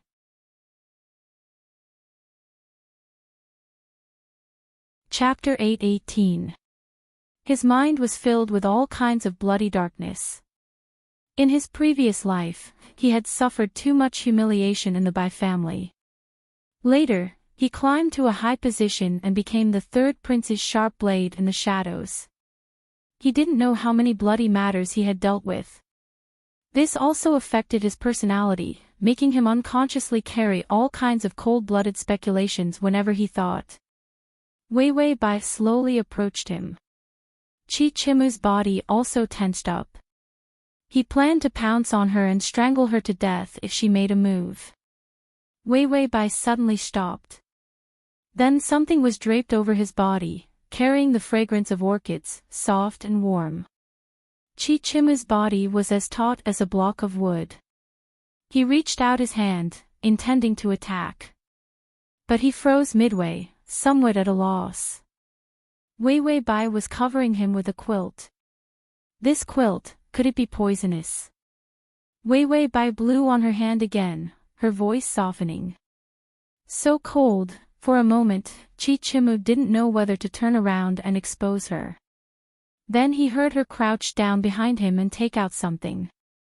There was the sound of rustling paper, and the smell of roasted chicken drifted out. She said softly, "If I can't starve you to death, why would I give you food? In any case, you want to drown me. I should tie you up and throw you into the water to freeze to death." These words were vicious, but not frightening. At least, Chi Chimu wasn't frightened at all. He opened his eyes, his back to her. What did she want to do? Wei Bai put down the food, then stealthily turned and left. Chi Chimu frowned as he heard the door to the woodshed close. He slowly turned around and saw a bag of food wrapped in oil paper beside him. Chi Chimu got up and opened the bag, seeing that in addition to a roasted chicken, there were also some roasted chestnuts. The food was still warm. After being hungry all day, he felt that the smell was simply alluring. Chi Chimu was silent for a moment before taking out a silver needle from his sleeve.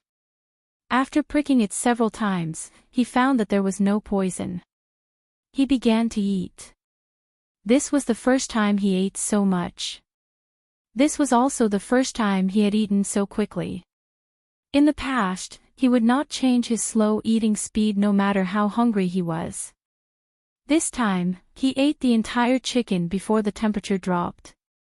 He didn't finish eating the roasted chestnuts, so he wrapped them up again and put them in his arms. Only then did he lie down on the haystack and pull the quilt behind him. He found that the fluff inside the quilt was Wei Wei Bai's quilt. It was just that the outer layer of a pretty girl's bedsheet had been replaced with a coarse cloth, so it was hard to tell. This blanket was so warm that it was scalding hot. It was good stuff. Chi Chimu pursed his lips. What did she want to do? Only when the sun rose did he fall asleep in a daze. He didn't know the answer. However, she suddenly remembered that she had given him her blanket. How was she going to sleep? Also, did she eat anything? These two thoughts flashed through his mind. Chi Chimu was too tired to notice. He was actually worried about her. Ding, the male lead's favorability is at -15. Chi Chimu had a quilt and was full, so for the time being, he didn't have any thoughts of burning the firewood. He used the stick again and began to draw on the ground. He originally wanted to write some additions to his plan to kill Wei Wei Bai, but halfway through, he somehow lost interest.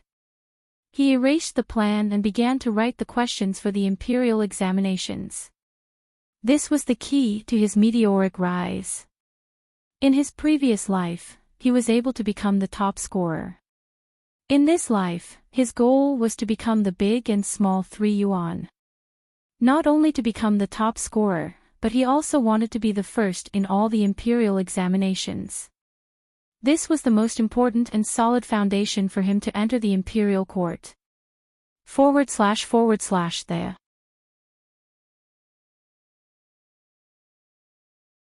Chapter 8:19. He had been reborn, and he firmly remembered those imperial examination questions, as well as many major events that would happen. He could even control the fate of the Bai family. Except for Wei Wei Bai, he always felt that her personality was still so vicious, but her attitude towards him had inexplicably softened. But even if she treated him differently, her methods of bullying him were still the same. If she didn't compensate him after bullying him, then Chi Chimu felt that he wouldn't be so conflicted. Chi Chimu wrote all day and erased it at night. Then he sat in a daze for a period of time before realizing that he seemed to be waiting for someone. His expression darkened, and he lifted the quilt to cover himself, intending to rest early. But there was still a faint fragrance in the quilt. He only remembered today that this quilt had once covered Wei Wei Bai's body. For a moment, he felt somewhat uncomfortable. Suddenly, the door was gently opened. The familiar sound of footsteps and the familiar aroma. In the darkness, his various senses were magnified. She crouched down, the sound of her clothes falling to the ground, the soft sound of her breathing, and that rich orchid fragrance. All made it impossible for him to maintain a calm state of mind. Chi Chimu heard her put down the oiled paper bag and grumbled in a low voice, "Really annoying, it's snowing so heavily outside." It was indeed snowing outside.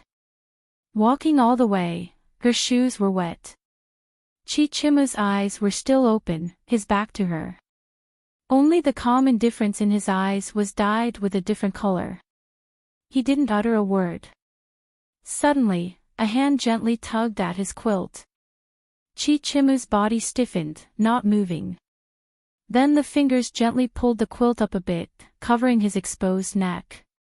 "Won't freeze you to death," Wei Wei Bai said coldly. Then her fingers moved to leave. Chi Chimu didn't know what state of mind he was in. Perhaps he was too lazy to hide his doubts, so he reached out and grabbed.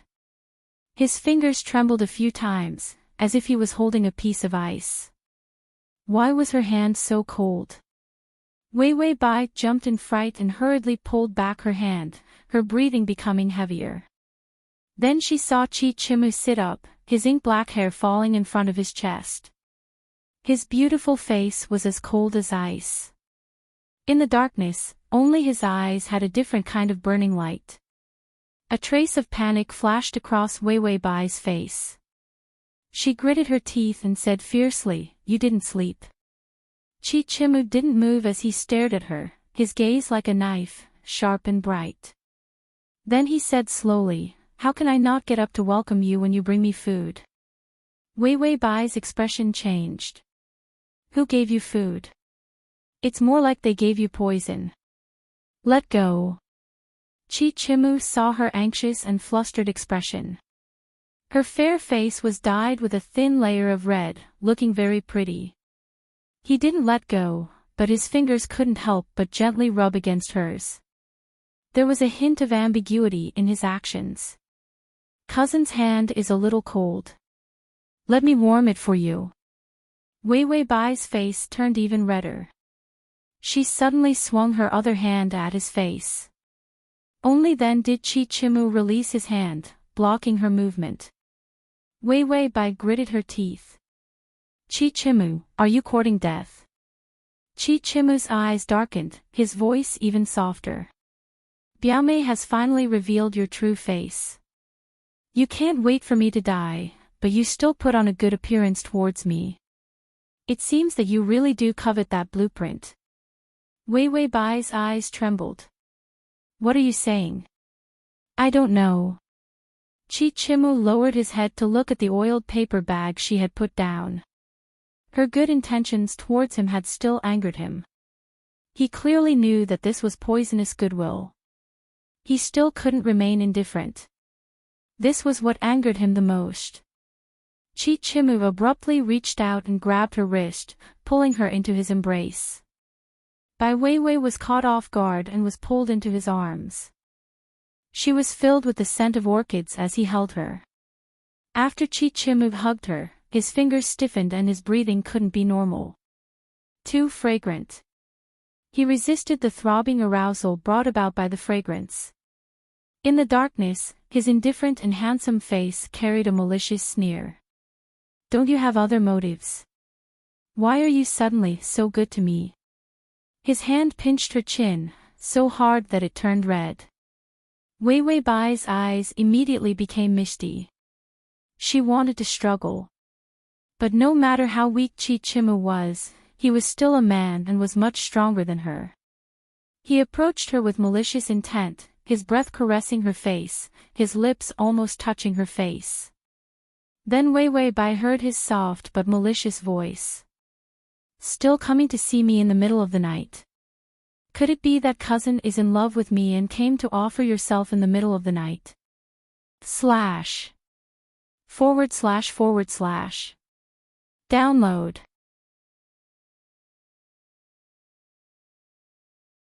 Chapter 820. You can search Transmigration System, Male God, come to search book, www.sashu.com, in Baidu to find the. Wei Wei Bai heard his frivolous words and appeared both anxious and angry. She pushed him away, but the result was that her strength was too great, and she ended up sitting on the cold ground. Wei Wei Bai's face flushed with anger, carrying traces of embarrassment. "Chi Chimu, if you didn't have that secret in your hands, who would care about you all?" Chi Chimu and the system, secret. A trace of doubt flashed through Chi Chimu's heart, but he didn't show it on his face. Instead, his expression was unfathomable. "I have your secret, and you still treat me like this?" Wei Wei Bai sneered. "You think I want to please you all? I can't wait to strangle you to death." The trace of warmth in Chi Chimu's eyes disappeared. His voice turned cold. "Then you might as well strangle me to death. There's no need to be so pretentious." This was Wei Wei Bai. His previous doubts about her change in attitude were all shattered. Where had she changed? He was still as annoying as ever. Wei Wei Bai immediately got up and threw herself over. She stretched out her slender fingers and grabbed his neck. "I'm going to strangle you to death. I've never tried to please a person like this." How could a person like you be worthy of my favor? Her fingers were ice cold as they passed through the dark snow. Her entire person carried a chill, adding a trace of chill to her fragrance. Chichimu didn't know why, but when she wanted to strangle him to death, he didn't feel angry. Instead, her body desperately rubbed against his embrace, squeezing and pressing down, making him ignore the suffocation in his neck. What he felt was more of a strange boiling feeling. Chichimu reached out and grabbed her wrists, saying in a muffled voice, "Enough, what are you going crazy for?" Her body was too soft and too fragrant. He couldn't help but want to avoid it. Some kind of thirst forced him to push Weiwei away. Weiwei was pushed to the ground again. She was stunned for a moment, and then her eyes reddened. Grievance and anger surged up at the same time. Her voice trembled. "Don't tell anyone. I know that I didn't treat you well in the past. Now that you have something on me, you must be waiting to take revenge on me." She tried to maintain an angry expression, but it was ruined by the choking sound in her throat. He looked even more pitiful. Chichimu paused, suppressing the untimely sourness in his heart. Then, with a cold expression, he said, "Oh, actually, if you were obedient, I wouldn't take revenge on you." He clearly didn't know what the secret she was referring to was. But the quick-witted Chichimu roughly understood that Weiwei misunderstood that he was in control of some secret of hers. Moreover, she had tried to please him earlier. It wasn't because of the map in his hand either. Looking at her, she didn't even know about the existence of that treasure. Chichimu enticed her bit by bit. "If that secret is discovered, you definitely won't have it easy." Weiwei frowned and tears welled up in her eyes. Chichimu saw her holding back her tears and inexplicably felt a sense of pleasure. He looked like he was about to cry. He actually found her cute. It made him want to make her cry even more miserably. Weiwei revealed a smile. "Don't say it, okay? Can you return that piece of paper with the 8 characters of my birth date?" The paper with the 8 characters of my birth date. A sharp light flashed through Chichimu's eyes. Why was she worried about the 8 characters of my birth date? Weiwei continued, "If my mother knew that I was carrying the wrong child, she definitely wouldn't want me." Chichimu, carrying the wrong child. The system, who had just bought a bag of dried mangoes and was watching the play expressionlessly, dropped the snack in its hand, //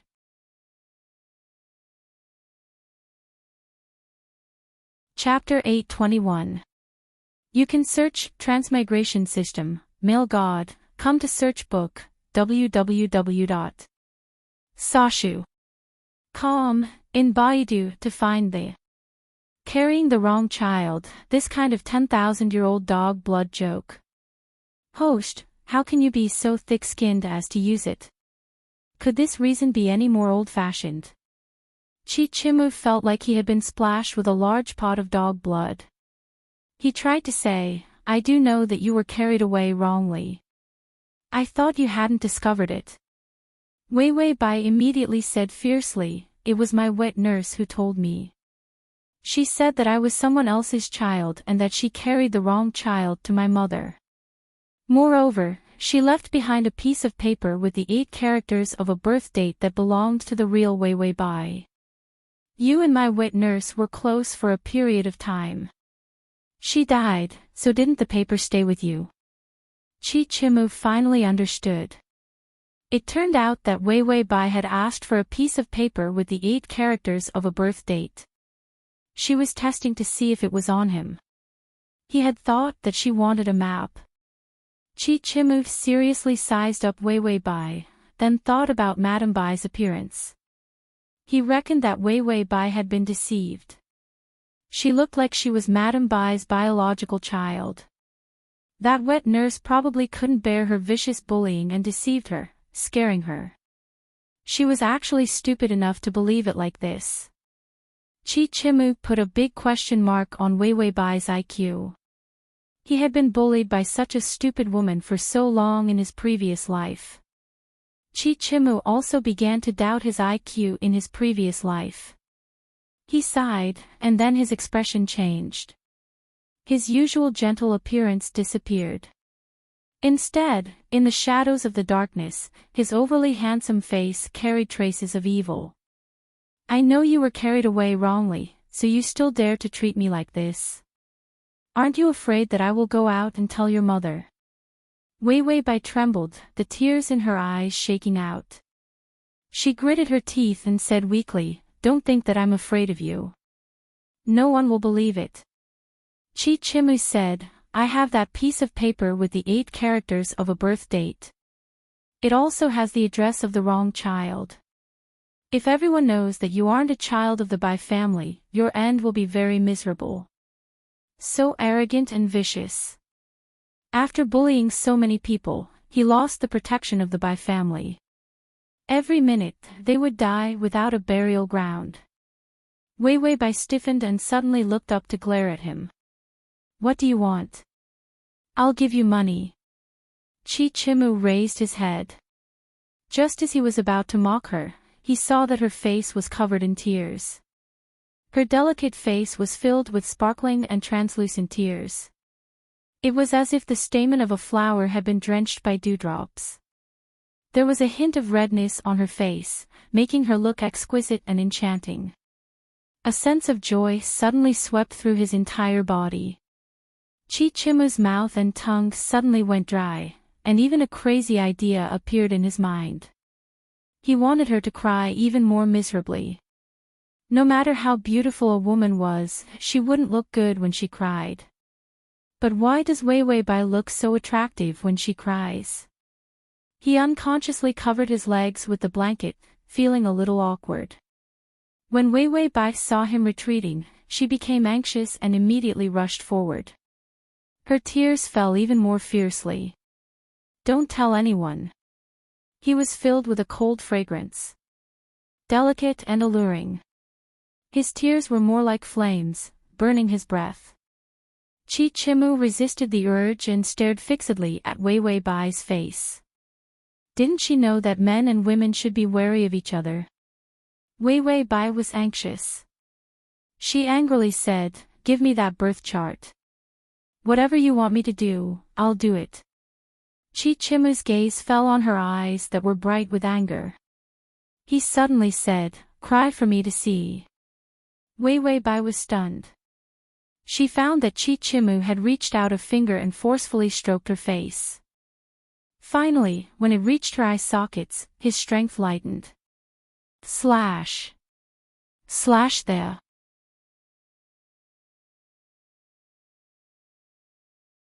Chapter 8:22. His dilly-dallying action was ambiguous and close to some kind of hint. His voice became hoarse. "Cry a bit, and I'll consider giving you the paper. Most people wouldn't say, 'If you beg me, I'll give it to you.'" What kind of hobby was making people cry? Wei Bai held her breath, unable to cry as she looked at him.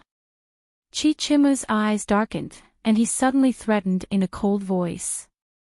"Tomorrow, I'll tell everyone that you were the wrong child. Your original parents were slaves who were so poor that they couldn't eat, couldn't wear clothes, and had houses made of straw." Wei Bai was terrified. Slaves. Chi-Chimu narrowed his eyes dangerously, the vile thoughts hidden in his heart surging forth. "Yes, you are the child of a slave. You will be driven out of the Bai family, have no clothes to wear, no food to eat, and become a beggar." This threat was full of weight.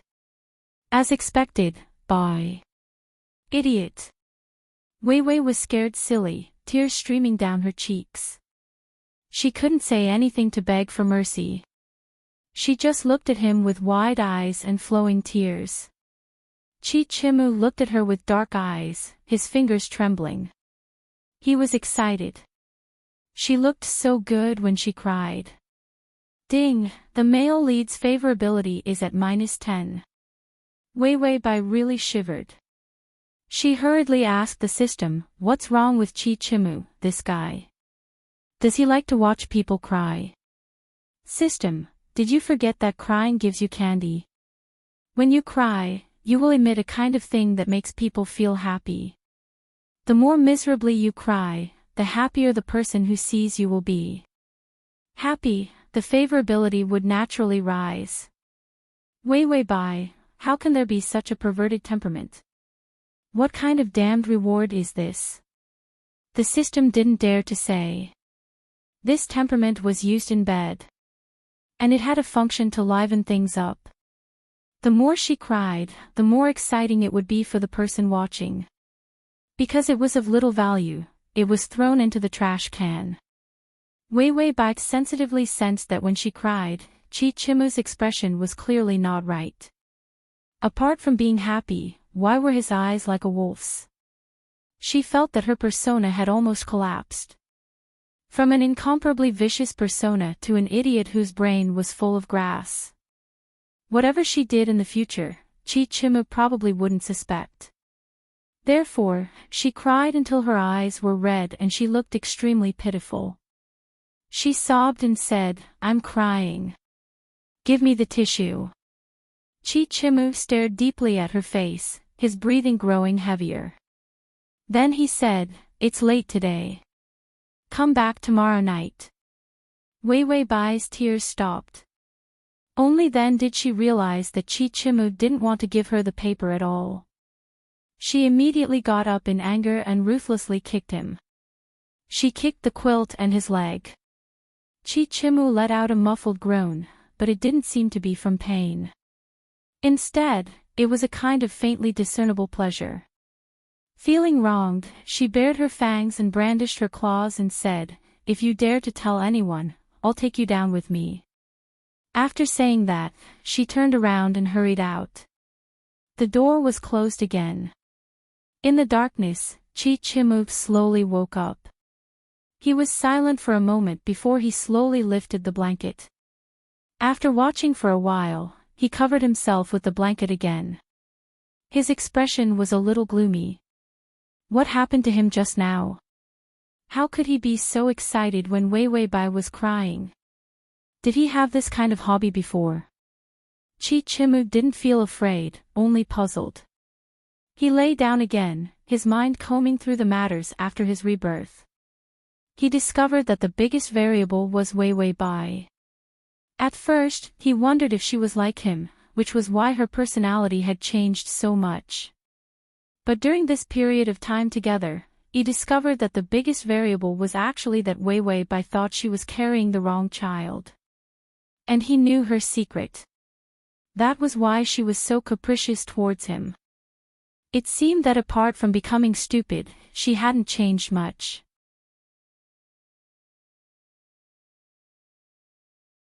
Chapter 8:23. Chi Chimu couldn't help but laugh. Halfway through, he discovered that the scent of orchids still lingered in the air.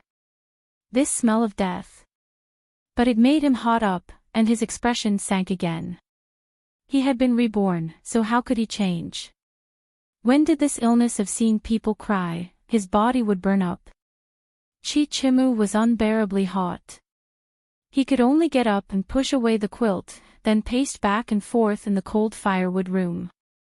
After Wei Bai returned to her room, the system vigilantly warned her.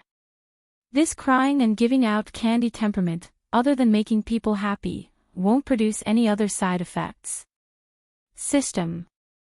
Other than being happy, there are no other side effects. Excitement was also a type of happiness. Wei Bai frowned in thought. Then this temperament isn't considered trash. If I cry at every turn in the future, won't the favorability easily rise? Chi Chimu was too vigilant. It was too difficult to brush up favorability. If crying once could raise the favorability a few points, then it would be considered a profit.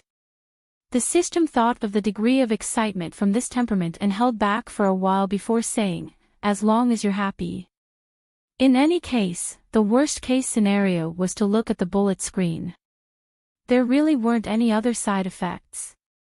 On the third night, the door to the firewood room opened again. Chichimu lit the oil lamp and leaned against the haystack, reading. He found that after Weiwei left last night, he forgot to lock the door, so he returned to his room in the morning when he saw that there weren't many people. Then he would take some things and come back. He pretended to be calm. Because he knew Weiwei's secret, he was disinclined to pretend to be a gentleman with her. Weiwei stood at the door, looking at him for a long time before hesitantly walking in. Chichimu looked up and said with a smile, "Is Biaomei here to bring me food?" Weiwei's face was taut, as though she was struggling with something. Chichimu wasn't too vigilant. Such a stupid Weiwei really made him lose interest in fighting. He had many thoughts of bullying her. And he actually wanted to see her cry again. Weiwei suddenly gritted her teeth. Her eyes finally flashed with a hint of ruthlessness. Then, she raised her hand. The white powder was sprinkled on his face. Chichimu's expression changed. His limbs went soft, and he couldn't get up. Weiwei snorted. "I know you won't give me the paper, so I'll have to torture you." Extorting a confession through torture. Chichimu's mind flashed back to his past life, to the things he had done in the darkness. He executed the ministers, tortured them into confessing, and tortured them. All kinds of punishments such as skinning, injecting needles, and pouring mercury flashed through his mind. Indeed, he had a vicious heart. Even if he was stupid, he was extremely stupid. Chichimu was somewhat annoyed that he had lost his vigilance. He looked at her expressionlessly. Weiwei took out a candle. Under the light, she sneered, "Do you know the consequences of provoking me? I will let you know what true pain is." Chichimu watched her take out a candle. The torture of flesh and blood filled with wax flashed through his mind. Cutting open a person's flesh and pouring hot wax into it, the pain was unbearable. His muscles were somewhat tight. The effect of the medicine wasn't too strong. After a period of time, he should be able to recover his strength. At that time, Chichimu gloomily looked at Weiwei, all kinds of punishments turning over in his mind. Then he saw Weiwei take out a book, spread it on the ground, and light the candle. It seemed that she had come prepared. She had even brought a book of torture. Weiwei lit the candle and copied from the book. "Take off your clothes and drip wax on your back. Let the other party feel the pain of ecstasy that seeps into your bones. Only when you let out a groan can you be considered qualified, Chichimu. //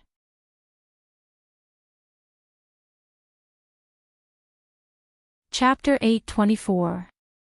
Even if he wanted to take revenge on a person, resent a person, he shouldn't use this kind of method. This was no different from a beast. Although he wasn't a good person in the orthodox sense, he had never had such filthy desires for a woman. Only when he saw Weiwei did the thought of ruining her come up. He actually wanted to ruin her chastity. That kind of male desire to conquer couldn't lie. He clenched his fist somewhat anxiously. He was truly bewitched. He didn't understand why his attitude towards her was completely different in this life when he clearly didn't do it in his previous life. The disgust he had for her in his previous life was ice cold. He didn't want to pay her any attention, and it took him a lot of effort to look at her. In this life, he hated her, so why would he want to bully her? Disgust to care, this wasn't the emotion he wanted at all. Chichimu closed the door with a cold face and a burning body. Then he came back to lie down. He wanted to sleep, but when he touched something, it was actually a steamed bun. She clearly came to torture him tonight to extort a confession.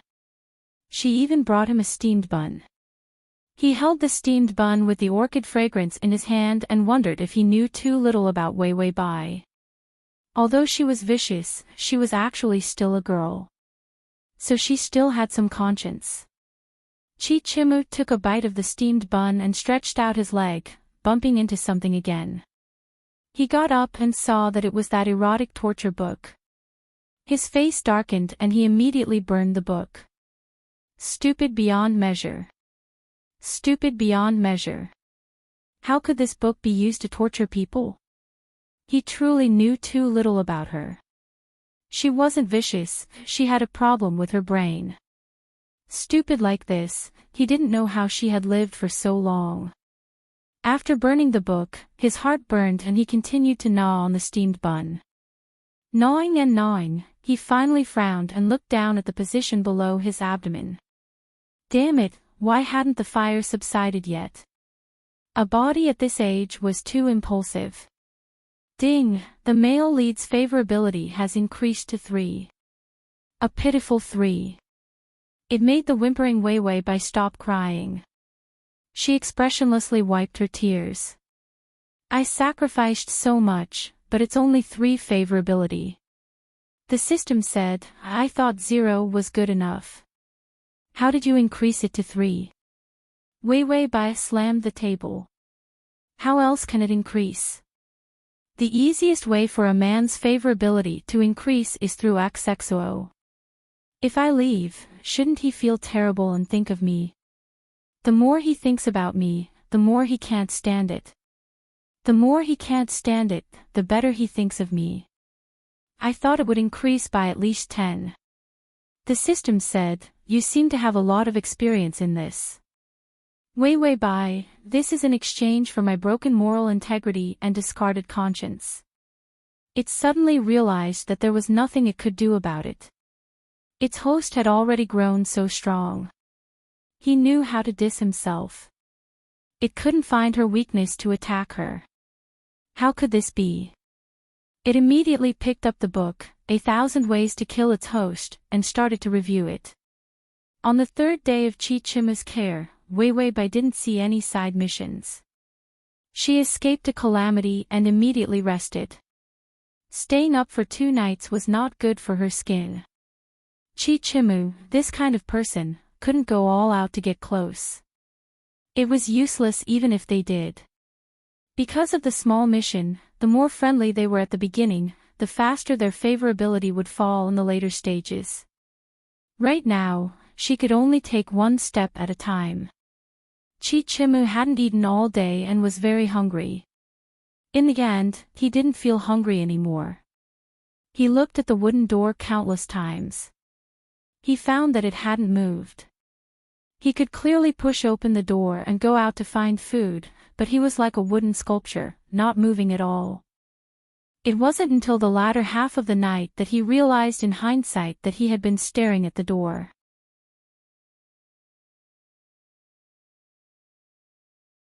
Chapter 8:25. Could it be, he was looking forward to her coming? That kind of thing happening was a huge blow to a girl. It was possible that she would not dare to approach him in the future. Chi Chimu lay on the haystack, his face gloomy and his eyes sharp.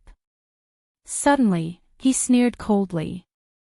Whether she comes or not, I won't let her off. She owed him a lot of debts. He hadn't paid it off in his previous life. In this life, he would get it back. Chi Chimu closed his eyes, recuperating. Leaving the woodshed, he dealt with Wei Bai. This way, she wouldn't affect his mood. He slept for a long time before suddenly opening his eyes. His eyes were incomparably clear, and he couldn't help but look at the door. He found that the door still hadn't moved. He reached out to cover his eyes, and it was a long time before he could speak. Crazy, what are you thinking about her for? His mind was filled with the image of her milky white skin and her messy black hair wrapped around his body. Not seeing her could torment him. As expected, this woman had a natural enmity with him. Chi Chimu gritted his teeth. I should deal with her quickly. He couldn't let her affect him anymore. Ding, male lead's favorability has increased to 5. Wei Bai heard the prompt and shuddered. Why did it feel like these 2 points of favorability were not good? Wei Bai left Chi Chimu hanging for 1 day and 1 night. On the fourth night, she ran to see him carrying a food box. Chichimu had his head lowered as he drew something. When he heard the sound of the door opening, he paused before continuing to draw as if nothing had happened. Wei Bai was a bit timid. She stood at the door and smiled fawningly. Biaoge, are you hungry? Chichimu smiled coldly, no longer pretending to be a good person. She had seen the most dangerous side of him before. He had nothing to be afraid of. In addition, he had already decided in his heart that he would deal with her in a few days during the Lantern Appreciation Festival. He was disinclined to pretend to be gentle with her. Wei Bai thickened her face and brought in the food box, then squatted by his side. Biaoge, I brought you some food. Eat some. Chichimu had accumulated a day's worth of anger.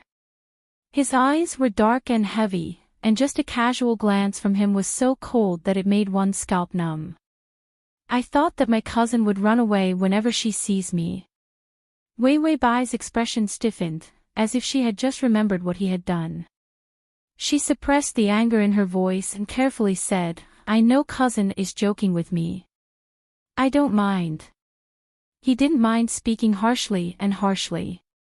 She had no talent for acting at all. Chichimu's voice deepened. You really don't mind. I can't forget your snow-white skin, your soft body, and your lips. Wei Bai's expression changed greatly. Her fair cheeks were dyed red. She got up in anger. Chichimu, you are simply despicable and shameless, filthy and filthy. Don't think I'm afraid of you. If I really am driven out of the Bai family in the future, I will also make things difficult for you. If I go to hell, I will drag you down with me. After saying that, she glared at him fiercely. It's up to you whether you want to eat or not. I'll just let you starve to death. Bah, shameless. She turned around and left without hesitation. Chichimu was silent for a moment. Such a big reaction. Although her heart wasn't good, at least she wasn't the fickle type. She still had some redeeming qualities. Chichimu didn't realize that he had been looking for Wei Bai's strong points all this time. After painting for a while, he felt dull and his stomach was hungry. Chichimu opened the food box and found all kinds of meat, as well as exquisite side dishes and a large bowl of rice, full to the brim. It was still warm, as if it had been taken out of the kitchen. It had been hurriedly brought over.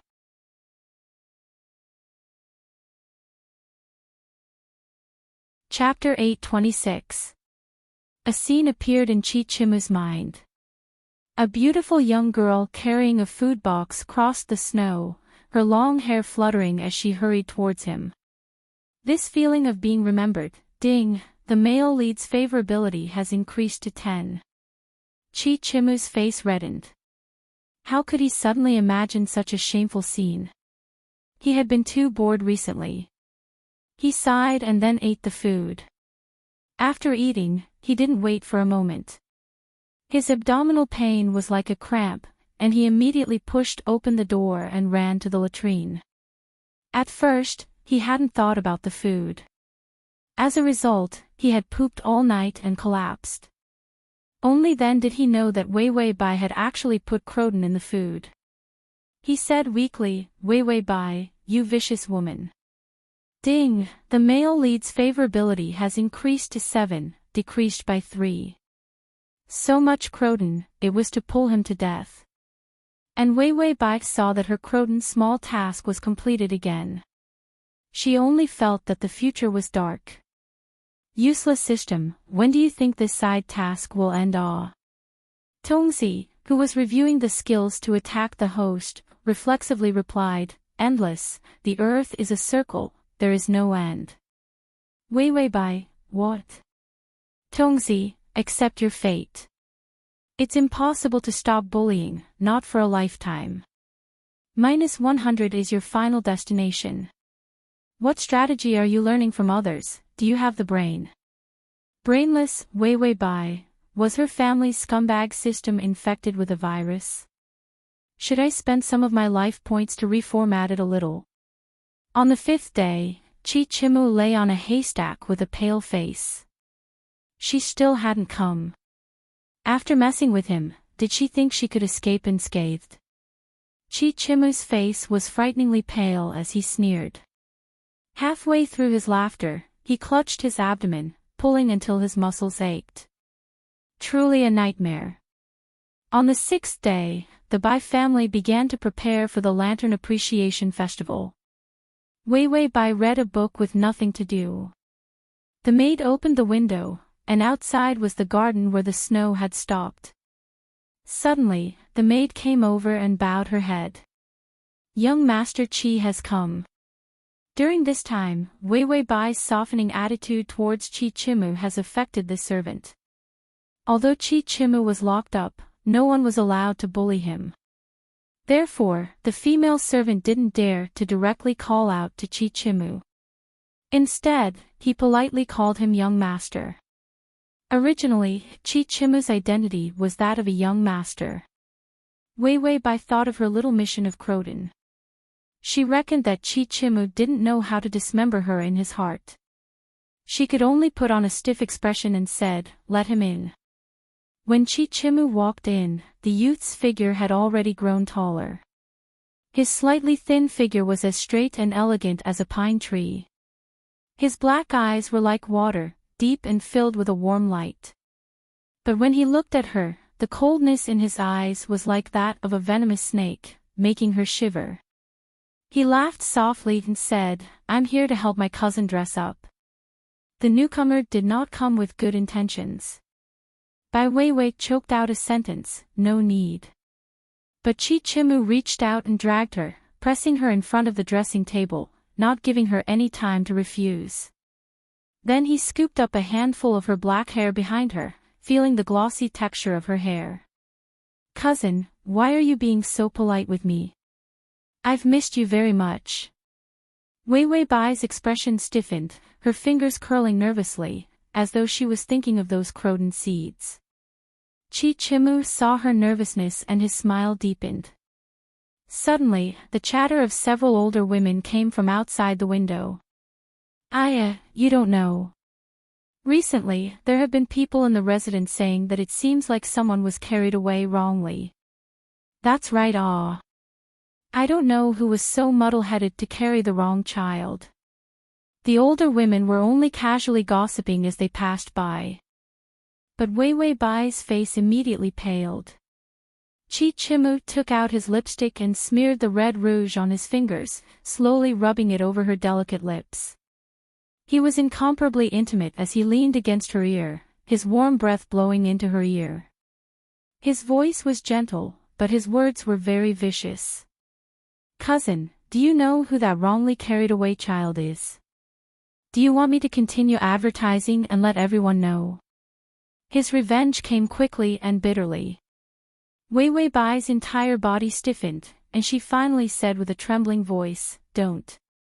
Chichimu's fingers ambiguously stroked her lips, his eyes dark. "It's not that easy to beg me now. Do you think I'm so easy to coax?" Weiwei Bai was in a hurry to beg for mercy when she opened her mouth and suddenly paused. His finger had accidentally inserted itself into her lips. Weiwei Bai anxiously closed her lips again, sucking on them. The moist and warm sensation made the two people tremble at the same time. Chichimu stiffened for a moment, a flush starting from behind his ears and spreading to his face.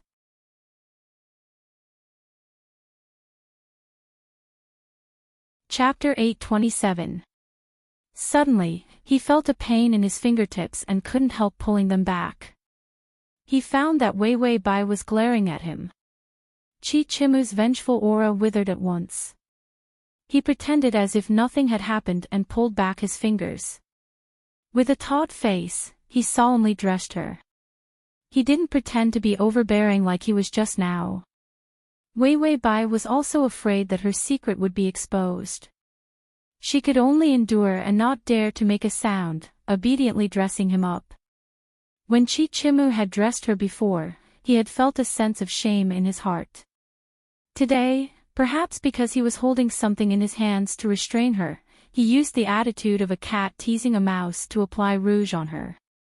Without the unwillingness from before, he suddenly realized how close he was to her. His fingers brushed across her cheeks. Her flushed and delicate skin was more fragile than flower petals. His fingers brushed past her eyebrows and found that her brow bone was exquisite and beautiful, not a single point more or less. There was a natural flush at the corners of her eyes, faint but not obvious. It set off her pair of clean black jade eyes, making them even more beautiful. Wei Wei Bai felt her scalp go numb from his fingers. Why was the feeling of this infatuated man so strong? Because of her excitement, her face reddened even more, as if she was bashful and angry. Incomparably vivid. Chi Chimu paused in the middle of painting her, his eyes darkening. Ding, the male lead's favorability has increased to 10. Wei Wei Bai, this favorability was actually from touching her face. It rose even more abnormally. Chi Chimu suddenly smiled. Biaomei, in 2 days, let's go admire the lanterns together during the Lantern Festival. Wei Wei Bai trembled. She wanted to shake her head, but under the threat of his dark and silent gaze, she could only stiffly nod. Chi Chimu's smile was even more sincere. He suddenly felt that this black-hearted little sister of his wasn't so useless. At least, it was interesting to bully her. His nose was filled with a fragrance. He couldn't help but lower his head and smell her hair. It was also the scent of orchids. This smell reminded him of the feeling before death in his previous life. But that scene faded away, replaced by her fragile appearance as she lay under him, gasping for breath. Those nightmares of the past. It had actually turned into so many lovey-dovey images. Chi Chimu laughed silently. Ding, the male lead's favorability is at 12. He stroked her hair and even sniffed it. Then, her favorability towards him increased. Wei Wei Bai asked the system, why do I feel like this guy is becoming more and more like a tram addict? The system replied solemnly, just touching and you'll gain favorability. If you take off your clothes, you'll gain at least 5 points of favorability. Then, you'll have 10 points of favorability. It's very easy for a fool to conquer you. Wei Wei Bai thought about it seriously and agreed, you're right. The system was silent as it held on to the manual for insulting the host. Generally speaking, shouldn't the host be crying when the host is encouraged to sell her body like this? In the beginning, the host was so pure. When did the host become so shameless? He was ashamed of his inferiority. The Lantern Festival was coming soon. The weather was not good, and it started to snow in the evening. Wei Wei Bai held the lantern and followed the maidservant of the Bai family outside. Madame Bai and a bunch of older sisters followed along. They were going to guess the lantern riddles and watch the Lantern Festival. Because they rarely went out, everyone was very excited. Wei Wei Bai was absent-minded. Where's Chi Chimu? The system looked around for a moment. Went to guess the lantern riddles. Wei Wei Bai nodded and didn't ask again. She knew that something must have happened to Chi Chimu today. His favorability was only 12 points, which for a man with hatred in his heart, was equivalent to nothing, comma.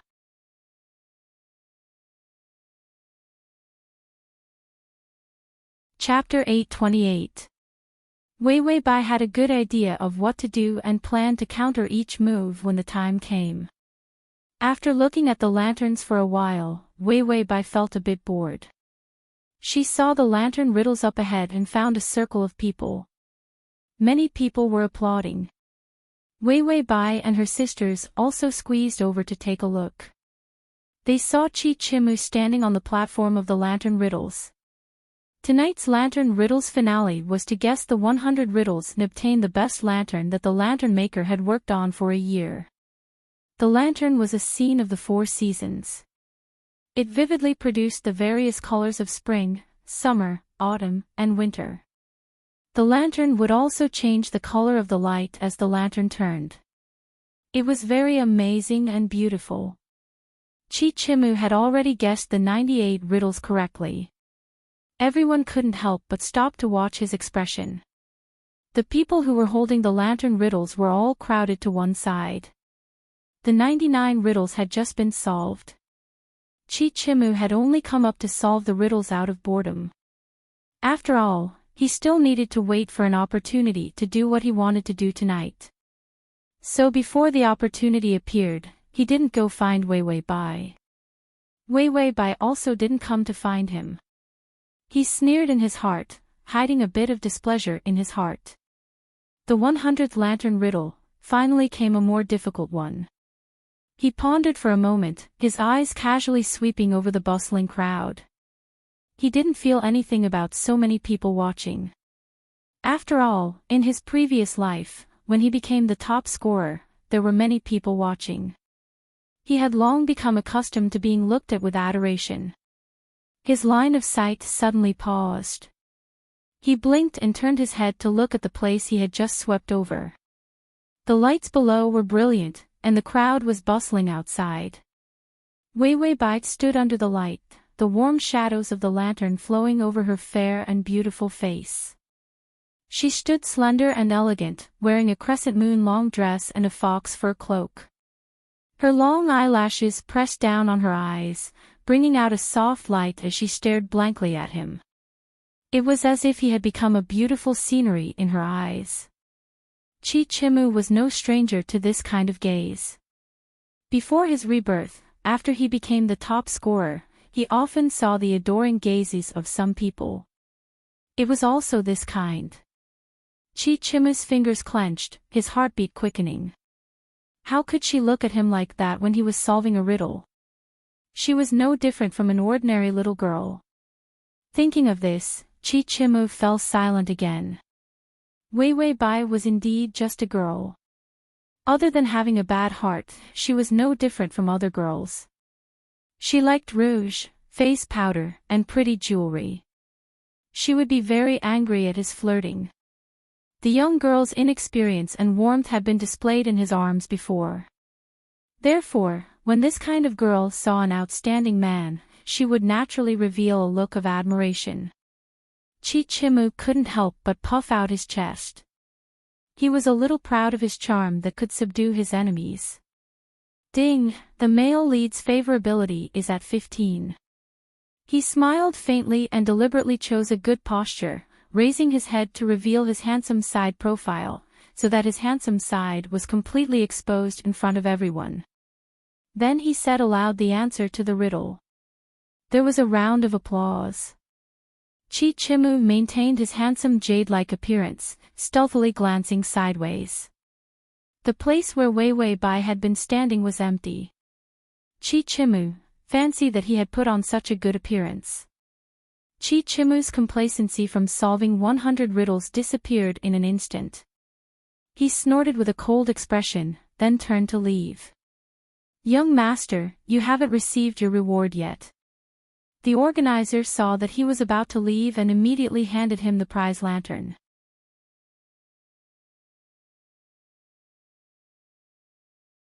Chapter 829. Chichimu originally wanted to refuse, but then he saw that this lamp was really exquisite, the kind of exquisite and beautiful thing that girls liked the most. For a moment, he unexpectedly reached out and took it. Then he turned his head and left the stage. Amidst the bustling crowd, his face was dark and gloomy, without the slightest trace of his handsomeness on the stage. His mood inexplicably soured. Chichimu gripped the handle of the lamp and walked forward. Suddenly, his footsteps paused. A crescent moon-colored figure ran out from the side. Then, she ran headfirst into his arms. Chichimu was knocked back several steps and was about to berate her. But he found a familiar fragrance in his arms.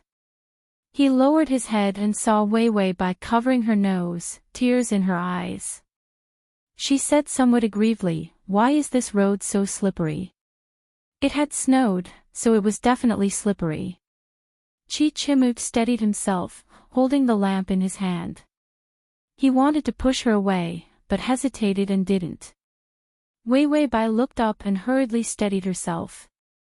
She was somewhat awkward, reaching out to tug at her cloak and coldly snorted. "Didn't you make an appointment with me to go enjoy the lanterns?" These words were spoken as if she was questioning her lover. Chichimu vaguely felt that something was wrong with such a slow-witted person. But this kind of wrongness wasn't particularly uncomfortable. He smiled calmly. "I thought Biamei didn't like to see me. After all, it's a rare night to enjoy the lanterns. It won't be good to see such a hateful person like me ruin your mood." Wei Wei Bai's expression stiffened, and then she tried to put on an icy face. "Yes, seeing you really puts me in a bad mood." Chichimu sighed. "I seem to remember that old maid washing clothes. In the morning, she asked me if the matter of carrying the wrong child was true or false." Wei Wei Bai's icy expression cracked. She took a deep breath, seemingly restraining her anger. Then she gritted her teeth and tenderly said, "Biaoga, don't you want to enjoy the lanterns? I'll go with you." Chichimu smiled, a trace of warmth in his eyes. He put on an act and said, "My hands are a bit tired. This lamp is a bit heavy." Wei Wei Bai immediately reached out. "I'll do it." Chichimu immediately handed the lamp to her. Wei Wei Bai looked at the lights. They were exquisitely made for the 4 seasons and the different colors of the lights. Her angry face froze for a moment, and then she couldn't help but reveal a trace of surprise in her eyes. Chichimu whispered, "Is she beautiful?" Wei Wei Bai didn't think much of it. "Very beautiful." "Chichimu, this is only possible after answering 100 riddles correctly." Bai Weiwei stared at the lights, no different from a little girl. She didn't even pay attention to what she was saying. "No one has ever been able to answer 100 riddles correctly. When I was young, I always hoped that someone would be able to answer them because the prize lights were so beautiful. I've even answered them myself, but I was kicked out after answering only 3 questions correctly." She looked down at the lamp as she spoke. His bright black eyes were filled with surprise. Because her head was lowered, her fair neck was exposed, making her look elegant and soft. With her current appearance, who would have thought that her torturing methods would be so vicious? Chichimu's gaze deepened. He stared at her and suddenly said, "If I answer correctly, I'll give you the lamp, okay?" Wei Wei Bai looked up, her voice soaring. "Really?" Her eyes were filled with longing and joy. Such pure and undisguised feelings. Chichimu revealed a smile and coaxed softly, "Come, call me older brother and I'll give it to you." Calling him older cousin was already a disgrace to her. Older brother, this kind of incomparably intimate address, even if she was beaten to death, she wouldn't be able to say it.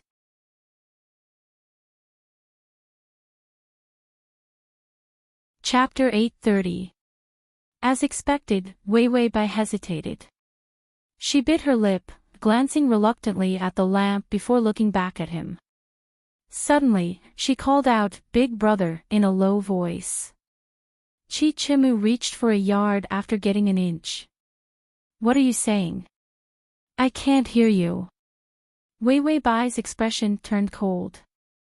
She gritted her teeth and said fiercely, "Big brother." This was the same as calling an enemy. As expected, Chichimu was dissatisfied. "Give me the lamp." Wei Wei Bai held the lamp, truly reluctant to return it.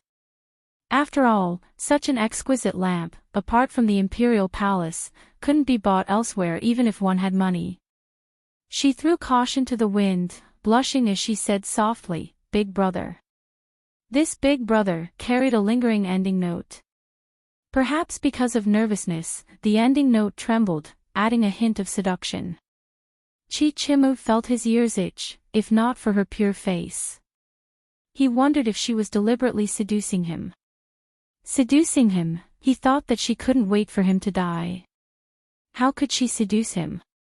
Chichimu felt that he was thinking too much, but he still couldn't help but look at her. He found that she was staring at the lamp, completely ignoring him. Was this lamp really so beautiful? No matter how beautiful it was, he was the one who won. He suddenly reached out and took the lamp from her hand. You finished looking at it. Give it back to me. Wei Wei Bai was stunned for a moment before hurriedly reaching out to snatch it back. Didn't you say you were giving it to me? Chichimu, you called me big brother, so I let you look at it for a quarter of an hour. It's very fair. I got this lamp in exchange for answering 100 riddles. You calling me big brother 100 times is a fair trade. How could Wei Wei Bai not understand his thoughts? He didn't want to give her the lamp at all. He just wanted to play with her. Wei Wei Bai's anger rose in her heart. She reached out to grab the lamp, acting like an arrogant and unreasonable eldest miss. Chichimu saw her like this, and sure enough, his gaze turned cold. Wei Wei Bai, do you still want to snatch it? Wei Wei Bai actually didn't want to snatch it. However, a small mission appeared above her head. The mission was to break the lamp in Chichimu's hand. Furthermore, it was an urgent mission with a countdown of 30 seconds. She thought of the terrifying image of the dog chasing after her. She had no choice but to sacrifice her image as a good citizen and snatch it by force. Wei Wei Bai was crying in her heart, but on the surface, she maintained her angry and domineering appearance. She coldly said, "You played me, yet you still dare to talk to me like this." After saying that, she fiercely pulled at his lamp, but when the two of them were pulling, the lamp handle broke. The lamp smashed into the snow and shattered. Wei Wei Bai and Chichimu were both stunned. A cold light flashed in Chichimu's eyes. He raised his eyes to look at her as if he was looking at a dead person.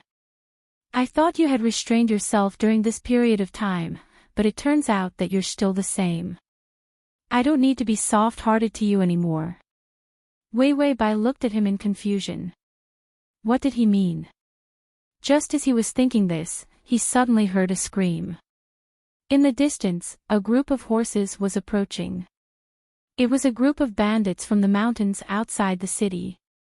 They actually took advantage of the Lantern Appreciation Festival. They came to plunder the city. Wei Wei Bai's face was deathly pale. She retreated a few steps, about to run. Chichimu fiercely grabbed her wrist. Under the light, he was as cold as an evil spirit. Biaomei, do you know what will happen if you are plundered by bandits? Wei Wei Bai looked at him in horror. Don't, Biaomei, you can't do this to me. Chichimu's heart was pierced by her gaze, and he became even more ruthless. You will never know how much I hate you. After saying this, he pushed her towards the group of horses. He remembered that in his previous life, this year's Lantern Appreciation Festival had been plundered by a group of bandits. They had snatched away many women and money. And not a single one of those women had returned alive. Chichimu. Bai Weiwei's scream rang out, choked with helpless sobs. Chichimu's footsteps paused. He turned back to see Wei Wei Bai being held hostage by a bandit on a horse. He gritted his teeth, looking at her with red eyes. His heart hardened. After planning for so long, he could finally end the woman who had killed him in his previous life. He should be happy. Chichimu mercilessly turned around, lifting his feet to leave. He didn't take 2 steps. Suddenly, someone hammered him in the back. His body went soft, and before he could fall, he was pulled onto the back of a horse by a bandit. A bandit next to him shouted, "Why are you snatching a man?" The bandit holding Chichimu was somewhat absent-minded, but he still replied, "This little brat looks pretty good, not better than a woman." Chichimu felt goosebumps rise on his skin. In his previous life, he had never heard of snatching a man. Wei Wei Bai on the other horse snorted coldly. "Little guy, Who told you to trick me? She had just spent 5 days of life points to buy a flower-like jade sticker to stick on Chichimu's back. Now, any man who saw Chichimu would feel that he was more beautiful than a woman. If they were unlucky, they would be unlucky together.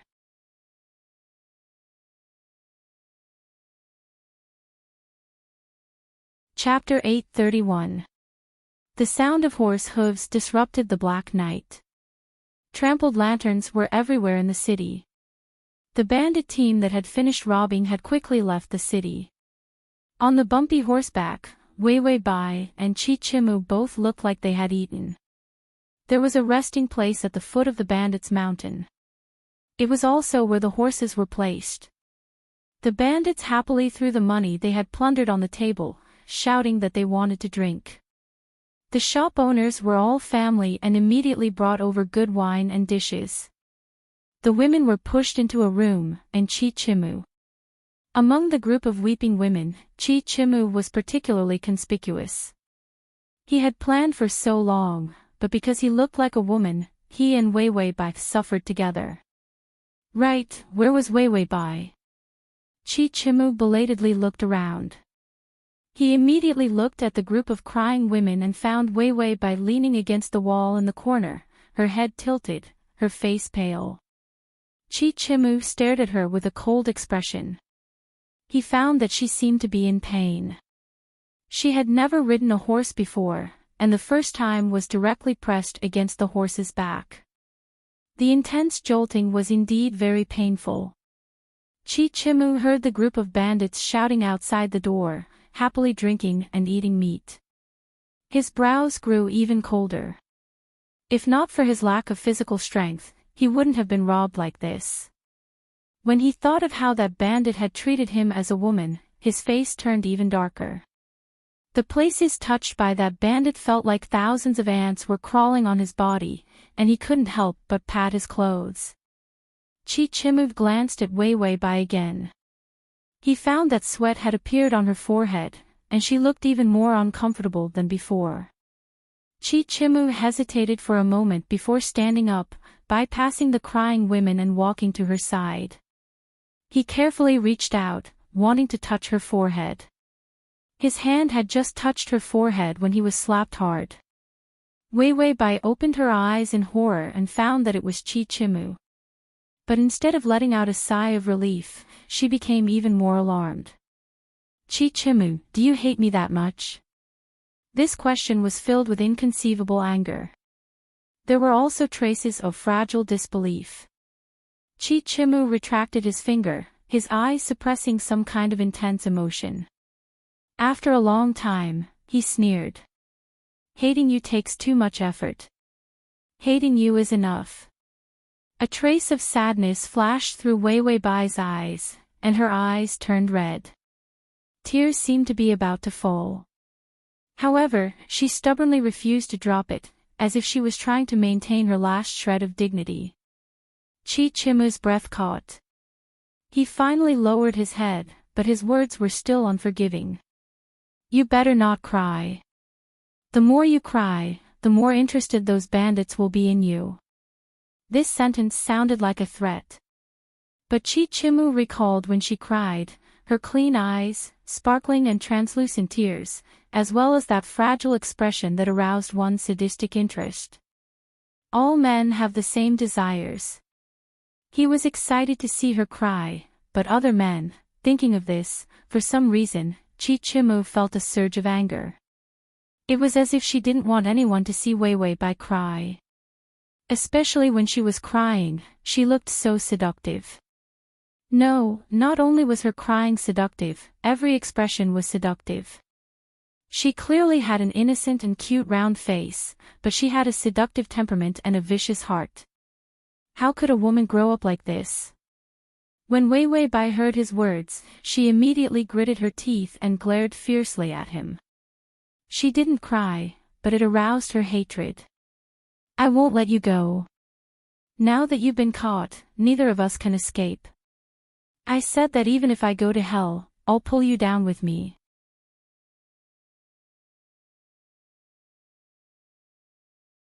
Chapter 832. For him, studying and taking the imperial examinations were only a means for his survival. So when he mixed with the third prince later on, he didn't feel that he should have entered the Hanlon Academy as the top scorer. Instead, he became an executioner in the dark, responsible for executing ministers who didn't agree with him. Even if some were wrongly accused, so what? He didn't care at all. He only cared about whether or not he could live well. Chichimu knew that it was about time to run. If he ran out now, there was a high chance of success. He originally should have walked out without hesitation. But for some reason, when he turned back, sure enough, he saw Wei Wei Bai huddled in the corner. Her hands were tightly hugging her knees as she stared at him blankly. Chichimu was expressionless as he pressed forward step by step. It was the first time Wei Wei Bai had cowered like this. She seemed to have reacted at once. Those women who rushed out were all scapegoats used by him. Such cruel methods, simply despicable and heartless to the extreme. Chichimu walked in front of Wei Wei Bai, a huge shadow shrouding her. She bit her lip, her snow-white and colorless face like a fragile flower bud in the darkness. Her slender and thin body helplessly aroused the dark desire to abuse in his body. Bai Weiwei's eyes trembled, reflecting his expression that was as cold as a demon's. She didn't even dare to speak, only desperately shrinking back. It was as if he was more frightening than those bandits. Chichimu suddenly felt satisfied. His fear of her actually made him happy. Because this made him feel that he could easily control everything about her. Even her trembling appearance made her seem cute. Ding, the male lead's favorability has increased to 20. Wei Wei Bai trembled even more fiercely. System, why do I feel like this guy is especially demonic? Favorability didn't rise like this. How could there be such an occasion to increase favorability? It was a completely abnormal increase. System, blackening points full bar, accumulated in the previous life. It can't be helped. Nothing good would happen to him in this lifetime. Finally, his life was about to improve a bit.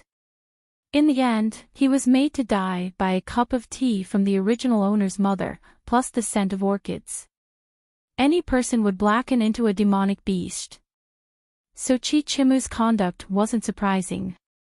Chichimu crouched down and reached out his icy fingers to grab her delicate neck. He didn't use force, but his fingers gently stroked her skin, appearing especially ambiguous and unreasonable. He lowered his voice and said hoarsely, "Come with me, be good." The lingering sound was. But his eyes were full of murderous intent. If she didn't go with him, he would. Chichimu truly did have this thought. He thought, rather than letting her be defiled by bandits, he might as well strangle her to death. He had the bandits to cover for him anyway. This was a good. The two people were in a deadlock for a while before Bai Weiwei seemed to accept her fate and nodded. Chichimu's fingers stiffened for a moment before he discovered that he had also breathed a sigh of relief. When he came back to his senses, he felt that his reaction was particularly laughable. Time was limited, so he immediately grabbed her hand and rushed out. They rushed out of the room. It was a bloody scene outside. Many of the women who had run away had been killed, lying on the ground in a bloody mess. Blood flowed all over the floor. As for the bandits, they were also drunk and did not hesitate to kill people. For a moment, no one paid attention to Wei Wei Bai and Chichimu, who had run out later.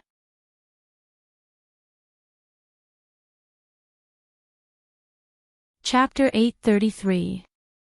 Chichimu was very calm, his mind already having a rough map of this black inn.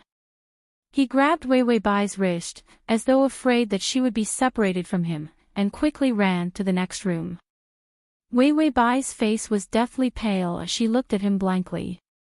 "What are you doing? Shouldn't this be the time to escape?" Chichimu's eyes were grave, his expression cold and cruel. Daring to catch me, how could I not give them a little gift? There was some kerosene in this room. Moreover, the inn was made of wood, and he knew at a glance that this wood was very flammable. Even if it had snowed, the wood was very dry. As long as one room caught fire, the entire inn couldn't be saved. Chi-Chimu pushed open the window, then turned to pick up Wei-Wei-Bai. Wei-Wei-Bai struggled. Chi-Chimu slapped her butt and said with a frown, "Don't make trouble." Wei-Wei-Bai's body stiffened. She had already been pushed out of the window. Outside the window was a thick layer of snow, but she didn't feel any pain when she fell. She immediately stood up and looked at Chi-Chimu through the window. She saw him methodically opening the cans of kerosene and pouring it all over the room. Outside, the bandits were still slaughtering and chasing women. But he seemed to be unaffected by it, and prepared everything well. This quality of his heart was too frightening. Chi-Chimu jumped out of the window, still holding the oil lamp in his hand. He glanced indifferently at Wei-Wei-Bai, then without a word, pulled her behind him. Then without hesitation, he threw the oil lamp into the room. The fire flared up at once, and the unextinguishable flames burned fiercely. Chi-Chimu saw that it was burning and immediately pulled her outside. His next destination was the stable. They had to have a horse to run far. When they arrived at the stable, they saw a horse. Chi-Chimu untied the reins and wanted to pick up Wei-Wei-Bai, but the horse was too high. He couldn't carry her that high. This physical strength, the scene was very awkward. A corner of Chi-Chimu's calm expression shattered. He snorted. "Get on yourself." Wei-Wei-Bai could only get on the horse clumsily. Chi-Chimu also followed, and with a flick of the reins, the horse broke into a gallop. From using others as scapegoats to distract the bandits, to burning down the inn, to finding a horse to escape. This was a plan that was linked to one another. It was so meticulous that it left everyone dumbfounded. A cold heart, a smart brain, and the ability to act without hesitation. This was the material for great things. He was only slightly worse than her. The system heard Wei-Wei-Bai mumbling to itself. For a moment, he couldn't eat. The host's face was so big that it covered its bowl of instant noodles. Chi-Chimu's movements were very large, and some bandits saw his fleeing figure. Someone immediately caught up with him. Chi-Chimu's horse-riding skills were definitely not as good as the bandits. He could only turn to the mountain road and take a detour. After running for a while, Chi-Chimu made use of the strategic terrain to throw off most of the people. In the end, there was only one bandit left in hot pursuit. Wei-Wei-Bai hugged him and felt dizzy. Because the horse was making a sharp turn, her fingers lost strength and she was about to fall off the horse. If she fell off the horse at this speed, she would undoubtedly die. Chi-Chimu was startled and immediately slowed down. This decision didn't go through his brain at all. He clearly should be rational and not care about her. The moment he slowed down, the bandit had already caught up. The bandit extended a knife and cut off the horse's leg. Wei-Wei-Bai and Chi-Chimu rolled to the ground. Wei-Wei-Bai was rolled into the underbrush. With great difficulty, she struggled to get up, only to see Chi-Chimu being pressed down by the bandit. The bandit originally wanted to kill him, but for some reason, he became sluggish and his eyes became absent-minded. Then he suddenly revealed a covetous expression. "Heh heh, you're very good-looking. Come, give this uncle a kiss." Chi-Chimu, Wei-Wei-Bai saw his fucking dog expression. Only then did she discover that the flower-like sticker was too powerful.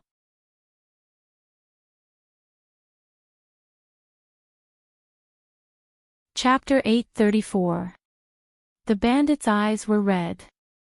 He only felt that Chi-Chimu's flower-like face was simply the #1 beauty in the world. He held a knife in his hand and pressed it against Chi-Chimu's body. His bearded face was about to approach Chi-Chimu. Even in the face of death, Chi-Chimu didn't have excessive emotional fluctuations. As a result, he experienced for the first time what was called the feeling of his scalp exploding. Disgust, humiliation, goosebumps, as well as anger, all exploded.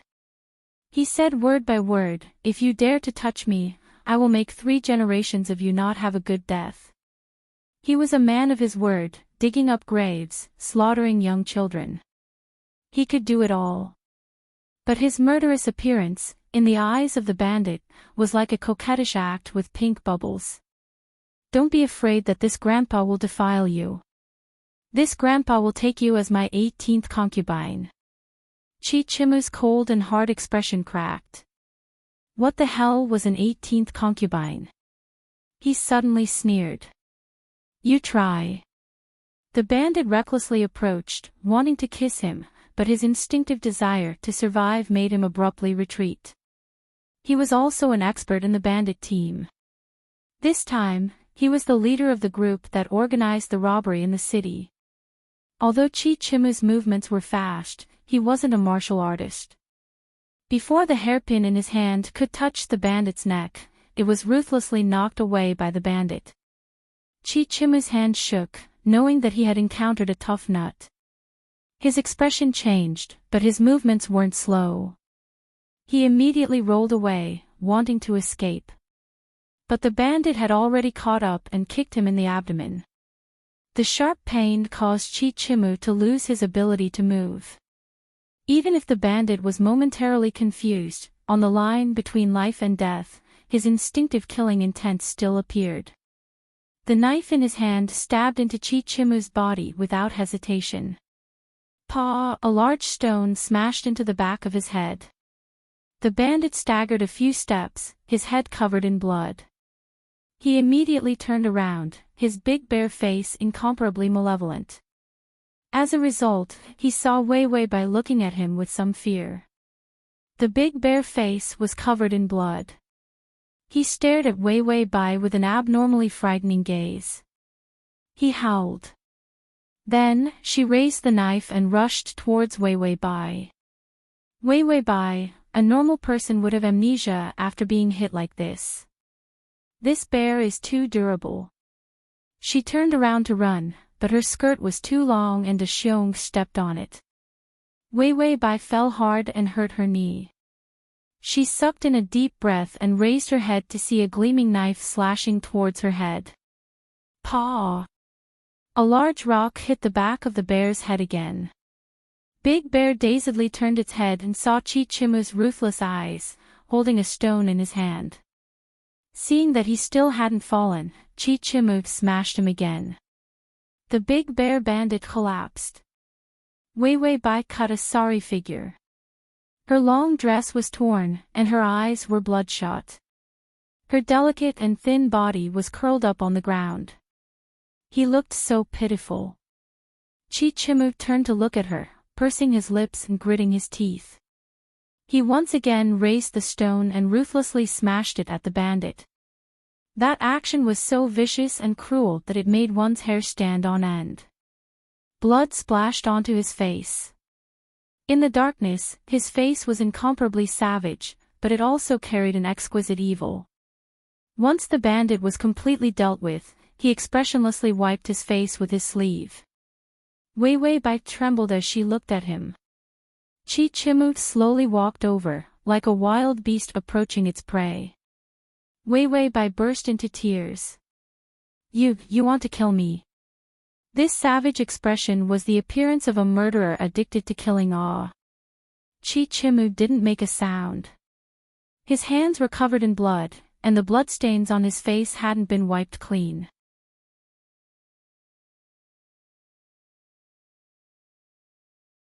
Chapter 835. He saw Bai Weiwei desperately shrink back. He stretched out his foot and stomped on the corner of her skirt. She couldn't move. Then he crouched down and gently cupped her face. In the darkness, his fingers brushed past the tears at the corners of her eyes, his voice low and hoarse. "Why did you save me? Wei Wei Bai's lips trembled, her almond eyes wide open like a weak kitten, provoking tender affection and making people wish to lock her up. Chi Chimu's eyes darkened. The movements of his hands also became rough. He repeated, "Why did you save me?" Wei Wei Bai was clearly scared to death, but she still stubbornly replied, "Who saved you? I just wanted to kill him and save myself." The big bear bandit killed Chi Chimu. The second was to kill her. Chi Chimu didn't believe it. He revealed a twisted smile. "Like me, ba? Do you like me?" Wei Wei Bai was dazed for a moment, then immediately shook her head. No, impossible. She denied it 3 times. Chi Chimu didn't show any expression, but fiercely wiped away her tears with his fingers. He sneered but didn't mock her. Then he firmly grasped her wrist and pulled her up from the ground. "Let's go, someone will catch up soon." Saying this, he dragged her, not caring that she walked slowly, and quickly walked into the depths of the forest. Wei Wei Bai stumbled, unable to keep up. She wanted to break free from his shackles. But she found that his grip was tight, as if he regarded her as his possession, not allowing her to escape. Wei Wei Bai's knee was injured, and the stinging pain made her unable to bear it.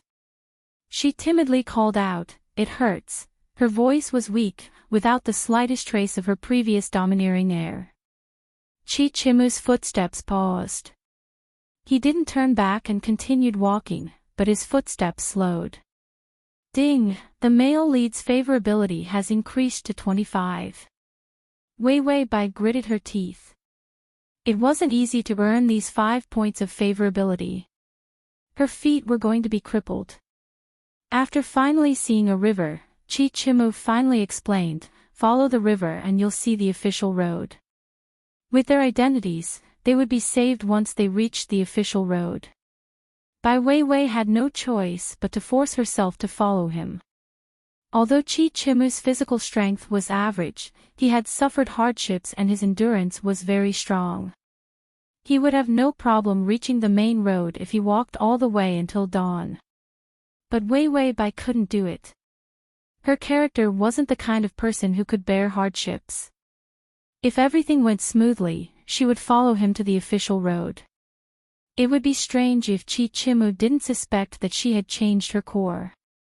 More importantly, he had to increase his favorability. Taking advantage of the fact that the side mission hadn't come out yet, he had to hurry up and farm as many favorability points as possible.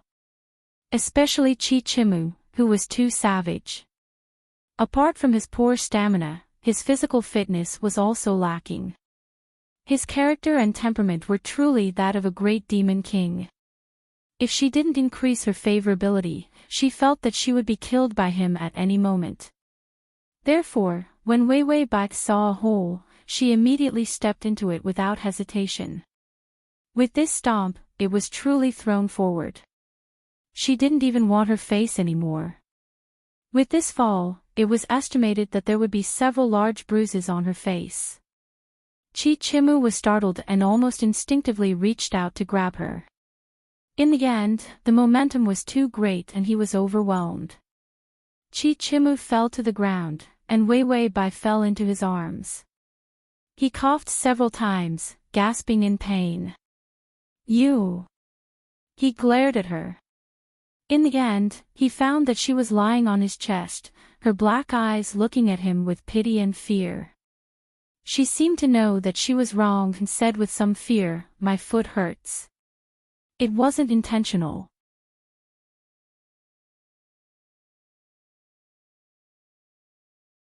Chapter 836. She was normally so arrogant, innocent, and vicious. But now, she was weak, delicate, and cute. Chi Chimu had long discovered that something was wrong with him.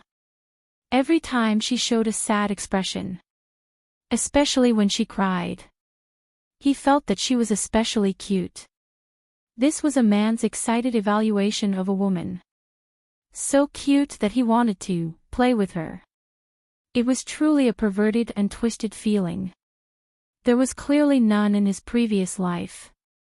Chichimu thought for a moment and felt that he might have been too obsessed with taking revenge on Wei Wei Bai. But at the same time, he couldn't remain indifferent to her beautiful appearance. So after a long time, his mentality became twisted, causing him to become excited when he saw her in pain and sobbing. Chichimu suppressed his twisted mentality. He sat up, then reached out and lifted her skirt. Wei Wei Bai trembled, her expression changing. "What are you doing?" Chichimu glanced at her indifferently. "Can you stop me from doing what I want to do?" Wei Wei Bai might have thought of those people who had died tragically in the black shop. She didn't dare to speak. Chichimu lifted her tattered skirt, revealing her sparkling white calves, exquisite as jade. His movements hesitated. Then he continued to move up, finally seeing an eye-catching bloodstain on her beautiful, round knee. She had broken her knee. No wonder she couldn't walk far. Chichimu pursed his lips, his finger lightly touching the wound. Wei Wei Bai trembled all over. It was very painful, but she didn't make a sound. He looked up at her and found that her expression was both bashful and angry. This kind of anger was like a flame, burning in her eyes, beautiful and fresh. If other women had experienced those things just now, they would probably have the heart to die. Chichimu didn't know whether he should admire her or not. Perhaps there were some benefits to having a vicious heart. At least she didn't see her collapse after he had killed those women. Chichimu's voice softened. "Stay here, I'll be right back." Wei Wei Bai didn't speak, only hurriedly pulling down her skirt again. He got up and turned to leave. Wei Wei Bai suddenly shouted, "Chichimu, without me, you can't go back." Chichimu was stunned. However, she had already said anxiously, "Don't think of abandoning me. If you go back alone, my family won't let you off. You'll only be fine if you protect me." Chichimu didn't expect that she would think he was going to abandon her. He didn't explain, only saying, "Even if I protect you, you'll probably want me dead when we get back." Wei Wei Bai was even more scared. She said timidly, "No, if you let me go back alive, I will protect you." These words were said with extreme reluctance. But it was a blow to Chichimu. Protect him. In both of his lifetimes, he had never heard such a sentence from anyone. And this sentence was said by Wei Wei Bai, who kept hurting him. Chichimu found it laughable, but for some reason, a sour feeling appeared in his heart. She interpreted his silence as unwillingness. She was so anxious that her voice changed, trembling as if she was crying. She said, "I can really protect you. I won't let anyone kill you, so please escort me home." Chichimu knew that Wei Wei Bai was truly scared. It was dark here, and there were still dangerous areas where wild animals roamed about. No one knew if the bandits would catch up. Leaving her here alone was undoubtedly like waiting for death. In fact, she was already very strong to be able to endure until now and not be a hindrance.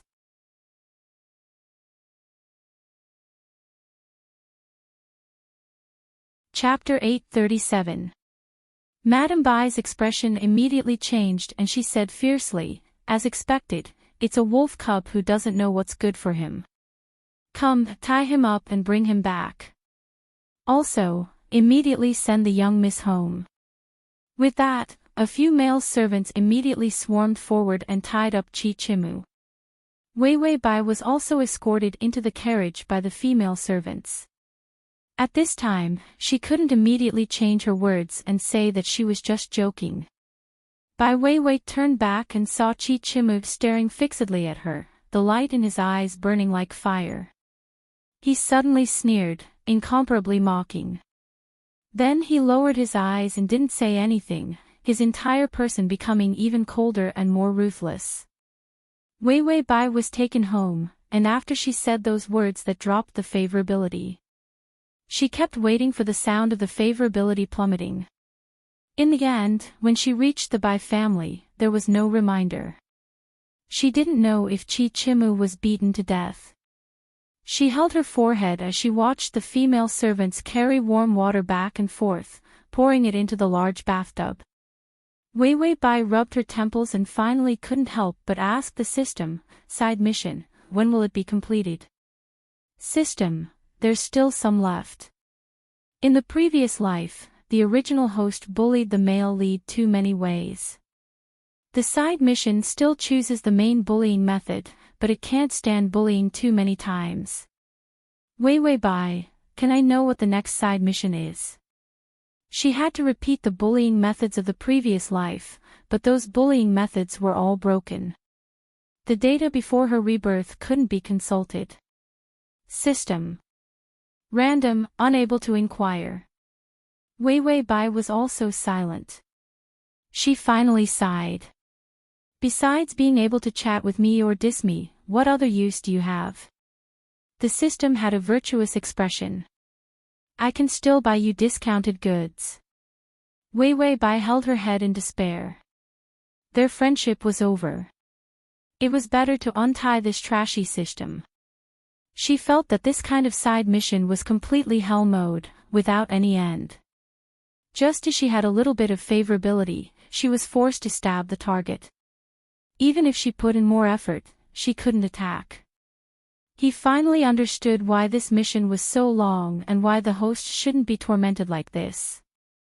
Weiwei Bai was about to take off her clothes and take a shower, but when she lifted her skirt and saw the bandages on her knees, she thought for a while and put them down. She said, "This era is especially old-fashioned." The system took a bite of the instant noodles and immediately replied, "Very old-fashioned. If a woman's feet are seen by a man, she will lose her virginity and will have to hang herself.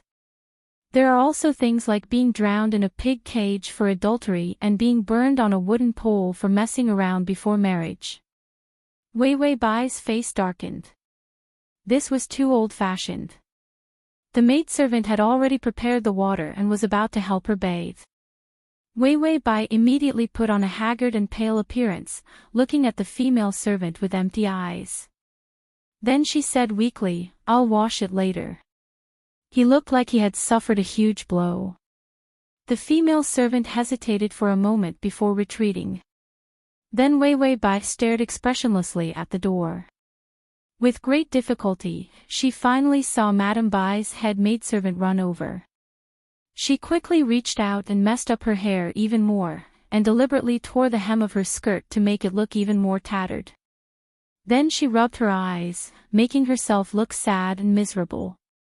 Okay, she had an image. The maidservant really did come to invite her to the room in the rear courtyard. That was used all year round to punish servants who made mistakes. There was also the punishment of some heirs who made big mistakes. When Weiwei Bai was invited here by the maidservant, she saw Chichimu tied to a pillar in the room. His head was bowed, and his body was covered in wounds. Madame Bai sat in a chair, trembling with anger.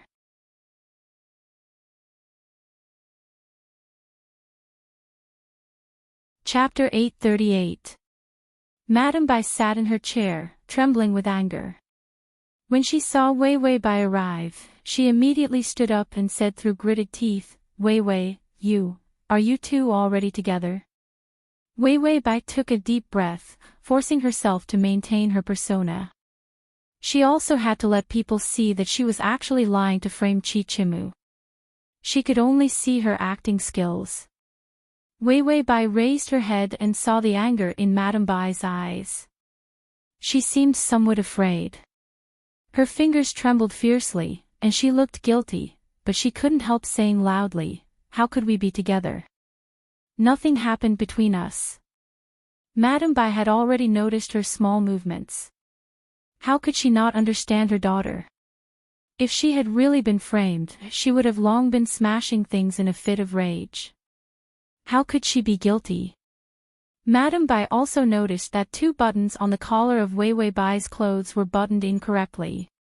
There were also some holes in the hem of the skirt that were artificially torn. Her eyes were shrewd and ruthless, and she immediately understood. Chichimu and her daughter, in the chaos last night, really did have something. Perhaps, it wasn't with Chichimu. It was also possible that she had been defiled by the bandits. Wei Bai didn't pay attention to Madame Bai's complicated thoughts. She mulled over the expression of the vicious supporting female lead in the series she had seen. Then she revealed a very clearly vicious expression, tugging at Madame Bai's clothes as she cried, "Mother, Chichimu hates me to death. He wants to kill me. Hurry up and kill him." The tears were fake, the guilt was obvious, and the viciousness was even more obvious. No one was stupid. Wei Bai's conduct, wasn't it clear that something shameful had happened between her and Chichimu? Madame Bai was so angry that she almost fainted, but now she had to figure out the matter. Her daughter herself was clear. After bullying Chichimu for so many years, her temperament was a bit impatient, but she definitely didn't have the guts to kill. Last night, after being kidnapped by the bandits, escaping, and coming to the official road to ask for help, it must have been Chichimu who had guided her. Because she knew that her daughter, who had barely left the house, certainly didn't have this kind of ability. This was equivalent to saving Wei Bai. But as soon as Wei Bai returned, she wanted to kill Chichimu. Madame Bai's voice finally trembled. Wei, tell me, were you robbed?" Wei Bai immediately said, "No, I didn't." "Mother, you have to believe me." Madame Bai saw that the guilt and fear in Wei Bai's eyes became even more obvious. As expected, it had been defiled by bandits. And Chichimu was a witness, so Wei Bai wanted to kill him as soon as she returned. Madame Bai's heart ached so much that she staggered a few steps before steadying herself. Her eyes hardened. Killing Chichimu and hiding this matter might have been the right thing to do. He had just thought of that. Chichimu, who had been keeping his head down, finally raised it with some effort. He looked at Wei Bai with dark eyes. He had heard the conversation earlier, but his favorable impression of him didn't change at all. The tears in Wei Bai's eyes were still falling. She was afraid that Madame Bai would not believe that she had been defiled by bandits. She had to clear Chichimu's name of plotting to murder her. She could only let everyone know that she was framing Chichimu. Wei Bai felt that it wasn't easy for her. After framing Chichimu, she had to work hard to act like she was framing him. Madame Bai completely believed her. She said coldly, "Chichimu actually dared to plot against you." The corner of Wei Bai's mouth twitched. She had underestimated this old woman's viciousness. Sure enough, this was the woman who sent Chichimu to heaven with a cup of poisonous tea. For the sake of her reputation, she planned to cut the weeds and eliminate Chichimu by the roots.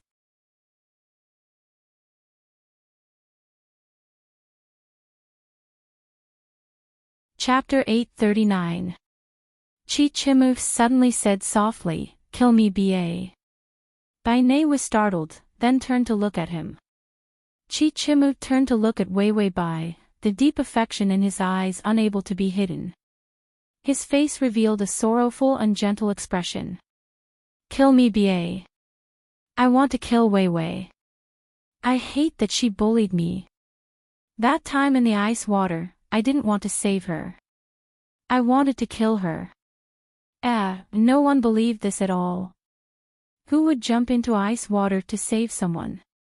Wasn't this an unnecessary move with one's life? Bainei recalled how Chichimu had risked his life to save Wei Bai, and even her vicious heart softened. But why did he take the blame on himself? Bainei saw the unconcealable feelings in Chichimu's eyes, and her mind was struck by lightning. Could it be that Chichimu, towards her daughter, Chichimu gazed deeply at Wei Bai, the infatuation in his eyes unable to be hidden? "I hate her. Last night, I deliberately caused her to be taken away by bandits, so kill me ba. I hate her" was not much different from saying that I love her. Was Bainei so easy to fool? Yes, very easy to fool. She had stepped into Chi Chimu's trap. Then how did you appear in the bandit's lair and save her? Don't you hate Wei Wei? He clearly liked her daughter. Bai Nei believed that she couldn't have misjudged the feelings in his eyes. Chi Chimu's expression changed as expected. I was also taken away. Bai Nei sneered. Everyone knows that the bandits have been causing trouble for more than a decade and haven't kidnapped a man. Could it be that you look like a woman? Chi Chimu felt like he had been stabbed with a knife. In fact, he was also puzzled as to why that group of bandits had taken him along. Bai Nei, moreover, you said that you wanted to kill my daughter, but risked your life to save her. Your story is simply full of loopholes.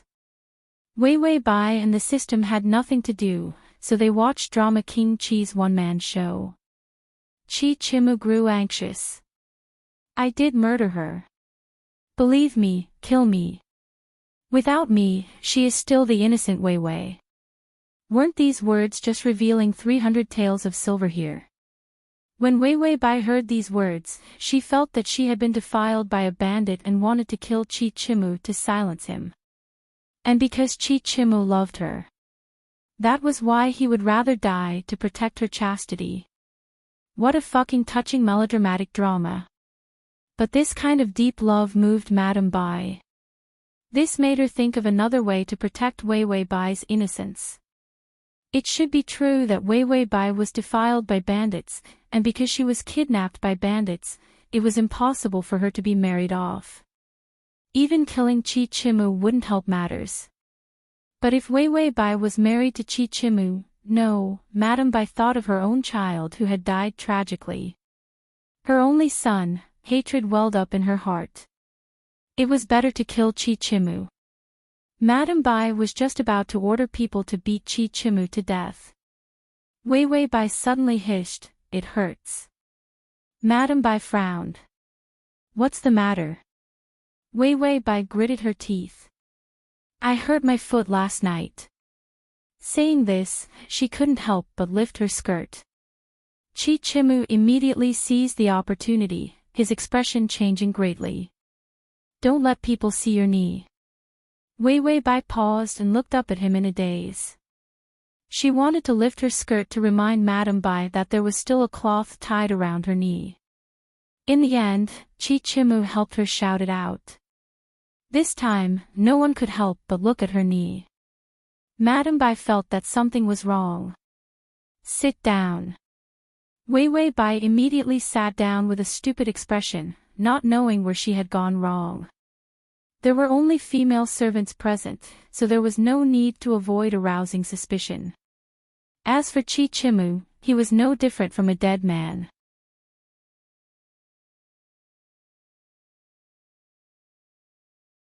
Chapter 840. Lifting her skirt, she saw the strip of cloth on Wei Wei Bai's knee. Madame Bai finally couldn't help clutching her chest. This strip of cloth belonged to Chi Chimu. In other words, besides the robber, even Chi Chimu had seen her daughter's body. In Madame Bai's eyes, Wei Wei Bai immediately turned from a bright pearl to worthless junk. A daughter who had lost her chastity, her innocence. Staying in the Bai family would also ruin their reputation. But seeing Wei Wei Bai, she couldn't strangle her to death to protect the Bai family's reputation. Madame Bai saw Wei Wei Bai's blank expression. Then she looked at Chi Chimu, whose face was filled with despair. No matter how much she hated Chi Chimu, for the sake of her daughter, he would rather die than let others know that she had lost her innocence. She felt that she could make use of him. Madame Bai couldn't suppress this thought. She said to Chi Chimu, "Is the strip of cloth tied to my daughter's knee yours?" Chi Chimu trembled and said hoarsely, "No, Wei Wei hasn't lost her innocence. I also haven't seen her body. She is still intact." His tone was so desperate, as though he was pleading with Madame Bai to believe him and protect Wei Wei Bai's innocence. Even a vicious person like Madame Bai was moved by the deep affection in his eyes. After all, she was a woman and was more emotional. Madame Bai knew that Chichimu was lying, but she didn't expose him. But she made another decision. You should marry Wei Wei. This was the best method. After all, her daughter was already ruined.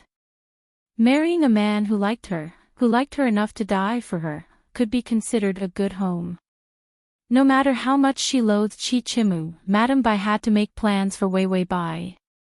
Moreover, Chichimu knew how willful Wei Wei Bai was and still liked her so much. She was the best marriage partner. Wei Wei Bai was like a cat whose tail had been stepped on. She immediately said angrily, "Mother, you want to marry me to this villain who wants to harm me?" Madame Bai angrily shouted, "Enough, Wei Wei, mother is doing this for your own good." Chichimu also sadly shook his head. "No, Wei Wei is so good. I'm not worthy."